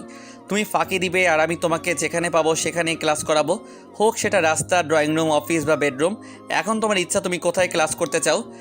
আসমিনের কথা শুনে ক্রূর হাসল নূর। আসমিনের চোখের দিকে তাকিয়ে সেও ফিসফিস করে বলল, অনেক বড় টিচার হয়ে গেছেন মনে হচ্ছে। তা কয়জনের সাথে ইন্টিমেট হয়ে এই অভিজ্ঞতা অর্জন করলেন? প্রোটেকশন নিয়েছিলেন তো? দেখা গেল HIV পজিটিভ হয়ে বসে আছেন। আমি আবার নিজেকে নিয়ে খুব প্রোটেক্টিভ। আগে মেডিকেল চেক আপ করিয়ে আসুন মন্ত্রী সাহেব। ক্লাসের কথা না হয় আমরা পরে ভাববো। আসমিন শান্ত চোখে তাকালো নূরের দিকে। মলিন হেসে ক্লান্ত গলায় বলল, সেটা তো তুমি 4 বছর আগে দেখে গিয়েছো নূর। আমার চরিত্র সম্পর্কে সার্টিফিকেট তো সেদিনই দেওয়া শেষ। তবে আজ এত প্রশ্ন কেন? স্ত্রী হিসেবে আমার অর্ধাঙ্গিনী তুমি, আমার সব কিছুর অর্ধেক তোমার, হোক সেটা HIV। নূরের ঠোঁটে কয়েক মিনিটের লম্বা চুমু খেয়ে গলায় মুখ গুজে দিল আসমিন। নূর চোখ বন্ধ করে শক্ত করে হাত মুষ্টিবদ্ধ করে আছে। চোখের কোণ বেয়ে কয়েক ফোঁটা পানি গড়িয়ে আসমিনের কপালে পড়ল। আসমিন নূরের গলায় ছোট ছোট চুমু দিয়ে সেদিন নূর আসমিনের যেখানে কামড় দিয়েছিল ঠিক সেই জায়গায় আসমিনও দাঁত বসিয়ে দিল। নূর হালকা আর্তনাদ করে উঠলেও সাথে সাথে ছাড়ল না আসমিন। কয়েক সেকেন্ড দাঁত দিয়ে কামড়ে ধরে রেখে আস্তে করে ছেড়ে দিল। নূরকে নিচে নামিয়ে কামড়ের স্থানে আলতো করে চুমু দিয়ে মন্থর গলায় বলল, wish you very good luck for your first day in office. অফিসে নূরের 30 জনের টিম সহ নূরকে প্রবেশ করতে দেখে সবাই অবাক হয়ে তাকিয়ে রইল। বিশাল বিল্ডিংয়ের 8 তলায় রাফসান শিকদারের অফিস। প্রতি তলায় তাদের ভিন্ন ভিন্ন কোম্পানির অফিস থাকলেও 8 তলায় হেড অফিস। সব কোম্পানি এখান থেকেই পরিচালনা করা হয়। নূর সবার দিকে এক পলক তাকিয়ে কনফারেন্স রুমে চলে গেল। অমিও বাকি 30 জন নূরের সাথে কনফারেন্স রুমে গিয়ে নিজেদের জায়গায় বসে পড়ল। নূর রাফসান শিকদারের চেয়ারের সামনে গিয়ে কিছুক্ষণ চুপ করে দাঁড়িয়ে রইল। পাথরের চোখ ফেটে অশ্রু আজ বেরিয়ে আসতে চাইছে। চোখ বন্ধ করে নিজেকে সামলে ফেলল নূর। এখনো অনেক পথ বাকি। এভাবে ভেঙে পড়লে পরের দুর্গম পথ পাড়ি দেওয়া কঠিন হয়ে পড়বে। নূর নিজের বাবার চেয়ারে বসে অমিকে উদ্দেশ্য করে বলল, সব ফ্লোরে প্রজেক্টর সেট করে দাও অমি। কামিনী চৌধুরীকে আগামী 7 মিনিটের মধ্যে অফিসে হাজির হতে বলো। সাথে এটাও বলে দাও, যদি সে সময় মতো এখানে উপস্থিত হতে না পারে তাহলে পরবর্তীতে আমার সিদ্ধান্তই হবে শেষ সিদ্ধান্ত। তার কোনো এক্সপ্লেনেশন গ্রহণযোগ্য হবে না। অমি ইয়েস ম্যাম বলে দ্রুত নিজের কাজ কমপ্লিট করতে চলে গেল। নূর রাফসান শিকদারের চেয়ারে হেলান দিয়ে চোখ বন্ধ করে বসে রইল। রাফসান শিকদার খুন হওয়ার পর এই চেয়ারে এখনো পর্যন্ত আর কেউ বসেনি, এমনকি আসমিনও না। নূরের মনে হচ্ছে চেয়ারে নয়, বাবার কোলে চড়ে বসে আছে সে। বাবা আদরে হাতে তার মাথায় হাত বুলিয়ে দিচ্ছে। মনে হচ্ছে বাবার গায়ের গন্ধ এখনো এই চেয়ারে লেগে আছে। নূরের চোখের কোণ বেয়ে 1 ফোঁটা জল গড়িয়ে পড়ল। নূর সন্তর্পণে তা মুছে নিল কেউ দেখার আগে। আসমিন গাড়িতে বসেই নূরকে পর্যবেক্ষণ করে যাচ্ছে। সেও আজ অফিসে যাচ্ছে। মিটিংয়ে উপস্থিত থাকতে হবে তাকে। কোনো প্রস্তুতি ছাড়াই বাঘিনীর সামনে যাচ্ছে সে। দেখা যাক তার তেজিনী কিভাবে তাকে কুপকাত করে। নূর সোজা হয়ে বসে চারিদিকে চোখ বুলিয়ে নিল। তার টিম মেম্বার নিজেদের কাজ গুছিয়ে নিচ্ছে। এখানকার সবাই আমজাদ চৌধুরীর অনাথ আশ্রমে বড় হয়েছে। ছোটবেলা থেকেই নূরের তাদের সাথে সখ্যতা। কামিনী চৌধুরীর তিক্ত কথা থেকে বাঁচাতে আমজাদ চৌধুরী নূরকে প্রতিদিন বিকেলে অনাথ আশ্রমে নিয়ে যেতেন। ছোট বলে সবাই নূরকে স্নেহ করত। নূরও সহজেই মিশে গেছে তাদের সাথে। 4 বছর আগে নূর দেশ ছাড়ার আগে কৌশলে এই 30 জনের টিমকে তাদের কোম্পানির বিভিন্ন ব্রাঞ্চে উচ্চ পদে জয়েন করিয়ে দিয়ে যায়। এটা অবশ্য আমজাদ চৌধুরীর বুদ্ধি ছিল। তিনিই এই টিম মেম্বারদের নূরের জন্য তৈরি করে দেন। এরা প্রত্যেকে নূরের এক কথায় নিজের জীবন দিয়ে দেবে বিনা প্রশ্নে। নূর তাদের থেকে চোখ সরিয়ে কনফারেন্স রুমের বাপাসের বিশাল থাই গ্লাসের সামনে গিয়ে দাঁড়ালো। পকেটে 2 হাত গুজে চোখ মুখ শক্ত করে বিড়বিড় করে বলল, তোমার খুনের বদলা আমি নেব আব্বু। তোমার নূর কখনোই নরম মনের মেয়ে ছিল না। শুধু শান্তিতে জীবন কাটানোর জন্য সব চুপচাপ মেনে নিতাম। আমার নীরবতা আমার দুর্বলতা ছিল না, কিন্তু তারা সেটাকেই আমার অস্তিত্ব ভেবে জীবনের চরম ভুল করে বসল। যে রাফসান শিকদারের মেয়ে তেহসিব নূর শিকদার, যার নামে পুরো শহর কাঁপত, তার মেয়ে এত নরম মনের হবে এটা যারা ভাবে তারা এখনো বোকার স্বর্গে বাস করছে। প্রত্যেকটাকে গর্ত থেকে টেনে বের করে তাদের বুক থেকে কলিজা বের করে আনবো আমি। আমি মেয়ে বলে আমি দুর্বল নই আব্বু। নির্মমতা আমার রক্তে মিশে আছে। আমার ভালোবাসা থেকে আমার হিংস্রতা তীব্র। একটা কেউ বাঁচিয়ে রাখবো না, সব কয়টাকে পিঁপড়ার মতো পিষে মারবো। নূরের রক্তলাল টলটলে চোখের দিকে তাকিয়ে আসমিন ঠোঁট কামড়ে হাসল। এদিকে নূরের এই রূপ দেখে পাশে বসে থাকা সানভির ঘাম ছুটে গেছে। কাপা কাপা হাতে টিস্যু দিয়ে ঘাম মুছে আসমিনের দিকে ভয়ার্থ চোখে তাকালো। আসমিন সানভির অবস্থা বুঝতে পেরে শব্দ করে হেসে ফেলল। সানভি চোখ বড় বড় করে তাকালো আসমিনের দিকে। 4 বছরে এই প্রথমবার আসমিনকে এভাবে হাসতে দেখছে সে। যার হাসি এত সুন্দর সেই মানুষটা একদমই হাসে না, আর যখন হাসে তখন তার সেই বাঁকা হাসিতে সামনের মানুষটার কাপড় নষ্ট হয়ে যায় ভয়ে। সানভির নিজেরও কয়েকবার হতে হতে বেঁচেছে। আমি আবারও প্রেমে পড়েছি সান। ফোনে চোখ রেখেই মুচকি হেসে বলল আসমিন। সানভি কনফিউজড হয়ে গেল তার কি রিয়াকশন দেওয়া উচিত এটা ভেবে। তার এখন নূরের তেজি রূপ দেখে ভয় লাগছে, আবার আসমিনের প্রাণবন্ত হাসি দেখে খুশিও লাগছে। আসমিনের প্রেমে পড়ার বিষয়টা নিয়ে চিন্তাও হচ্ছে। নূরের যা রূপ দেখা যাচ্ছে, প্রেমে পড়ার কথা জানলে না জানি কোথায় কোথায় আগুন লাগিয়ে নিজের হাত সেঁকতে বসে যায়। পরে দেখা গেল টক্কর দেওয়ার আসমিন নিজেই খুঁজে খুঁজে তার প্রেমে পাগল কয়েকটাকে ধরে এনে আগুনে নিক্ষেপ করলো। বিশ্বাস নেই, এখন এই কলিযুগে কাউকে বিশ্বাস করা যায় না। সানভি ডিপ্রেশনে চলে গেল, টেনশনে। মিটিং শুরু হওয়ার 10 সেকেন্ড আগে আসমিন নিজের জন্য বরাদ্দকৃত চেয়ারে এসে বসে পড়ল। কামিনী চৌধুরী এসে পৌঁছলো ঠিক 3 মিনিট পরে, তাই তাকে আর ভিতরে ঢুকতে দেওয়া হলো না। কনফারেন্স রুমের বাইরে বিশাল এলইডি স্ক্রিনে নূরের বক্তব্য শুনতে লাগলো সে। আমি রাফসান শিকদারের একমাত্র মেয়ে তেহসিব নূর শিকদার আজ থেকে কোম্পানি হ্যান্ডওভার করে নিচ্ছে। আজ থেকে আসমিন শাহিন চৌধুরী বা কামিনী চৌধুরী কেউ কোম্পানির দায়িত্বে থাকবে না। সমস্ত কোম্পানি আমি পরিচালনা করব। আপনারা যারা এখানে কর্মরত আছেন তারা আগামী 1 মাসে বিগত 4 বছরের সমস্ত হিসাব আমার টিমকে বুঝিয়ে দিবেন। আর অবশ্যই নিজেদের জন্য অন্য জায়গায় চাকরির ব্যবস্থা করে নেবেন। কয়েকজনের চাকরির ব্যবস্থা আমি করে দিব। বাকি যারা বাদ পড়েছেন তারা ঝামেলা করতে চাইলে সরাসরি কোর্টে দেখা হবে। আমার কাছে উপযুক্ত রিজন আছে আপনাদের চাকরি থেকে অব্যাহতি দেওয়ার। আশা করি সবাই আমার কথা বুঝতে পেরেছেন। কাজে কোনো রকম গাফিলতি আমি বরদাস্ত করব না, তাই বি কেয়ারফুল। কামিনী চৌধুরী রাগে ফুঁসছে, একেও এর বাবার মতোই মরতে হবে। খুব বার বেড়েছে। নূরের দিকে তাকিয়ে ফোঁস করতে করতে মনে মনে বলল, আমিও শিকদার বংশের মেয়ে নূর। তোর আগে জন্ম আমার, আমিও এর শেষ দেখে ছাড়ব। তোর অবস্থা রাস্তার কুকুরের মতো না করে দিলে আমি কামিনী চৌধুরী স্বস্তির নিঃশ্বাস নেব না। আসমিন তীক্ষ্ণ চোখে তাকিয়ে আছে কামিনী চৌধুরীর দিকে। সে যে আবার কোন খিচুড়ি পাকাচ্ছে তা তার চেহারায় স্পষ্ট। আসমিন পাশের চেয়ারে বিমর্ষ মুখে বসে থাকা আমজাদ চৌধুরীর দিকে তাকালো। সেও কামিনী চৌধুরীর দিকেই তাকিয়ে। আসমিন তার বাবার হাতে হাত রেখে গম্ভীর গলায় বলল, সামনে আমাদের খুব কঠিন সময় আসছে আব্বু। শিকদারের 2 রমণীর যুদ্ধে কে পরাজিত হয় বলা যায় না। এমন জনের বিনাশ নিশ্চিত। আমি আমার বউয়ের পাশে আছি, তাই তার কোনো ভয় নেই। মিনিস্টার আসমিন জাইনের বউকে সে কীভাবে প্রোটেক্ট করবে বুঝতেই তো পারছো। কিন্তু তোমার কি হবে? তোমার উচিত অন্য অপশন হাতে রাখা। আমার জানাশোনা অনেক মেয়ে আছে, দেখবো নাকি? আমজাদ চৌধুরী বজ্রাহত চোখে তাকালো আসমিনের দিকে। সে এখন সিরিয়াস মুখে নূরের দিকে তাকিয়ে। আমজাদ চৌধুরী বুকের ব্যথাটা আবার বাড়তে লাগলো। আসমিন নূরের কেবিনে আয়েশ করে পায়ের উপর পা তুলে বসে আছে। শুভ্র পাঞ্জাবি পায়জামায় অসাধারণ লাগছে তাকে। চোখে মুখে একটা নেতা নেতা ভাব আছে। নূর তীক্ষ্ণ দৃষ্টিতে তাকিয়ে আছে আসমিনের দিকে। আসমিন কফি খাচ্ছে আর একটু পরপর নূরের দিকে তাকিয়ে শয়তানি হাসি দিচ্ছে। নূর বিরক্তিতে মুখ কুঁচকে ফেলল। কোনো ইম্পর্টেন্ট কথা না থাকলে আপনি আসতে পারেন, আমি এখন বিজি আছি। আমিও বিজি। আসমিনের গম্ভীর গলায় ফালতু কথা শুনে কপালের ভাঁজ ভারী হলো নূরের। মনে মনে পেপার ওয়েট ছুঁড়ে মাথা ফাটাতে ইচ্ছে হলেও মুখে কিছু বলল না।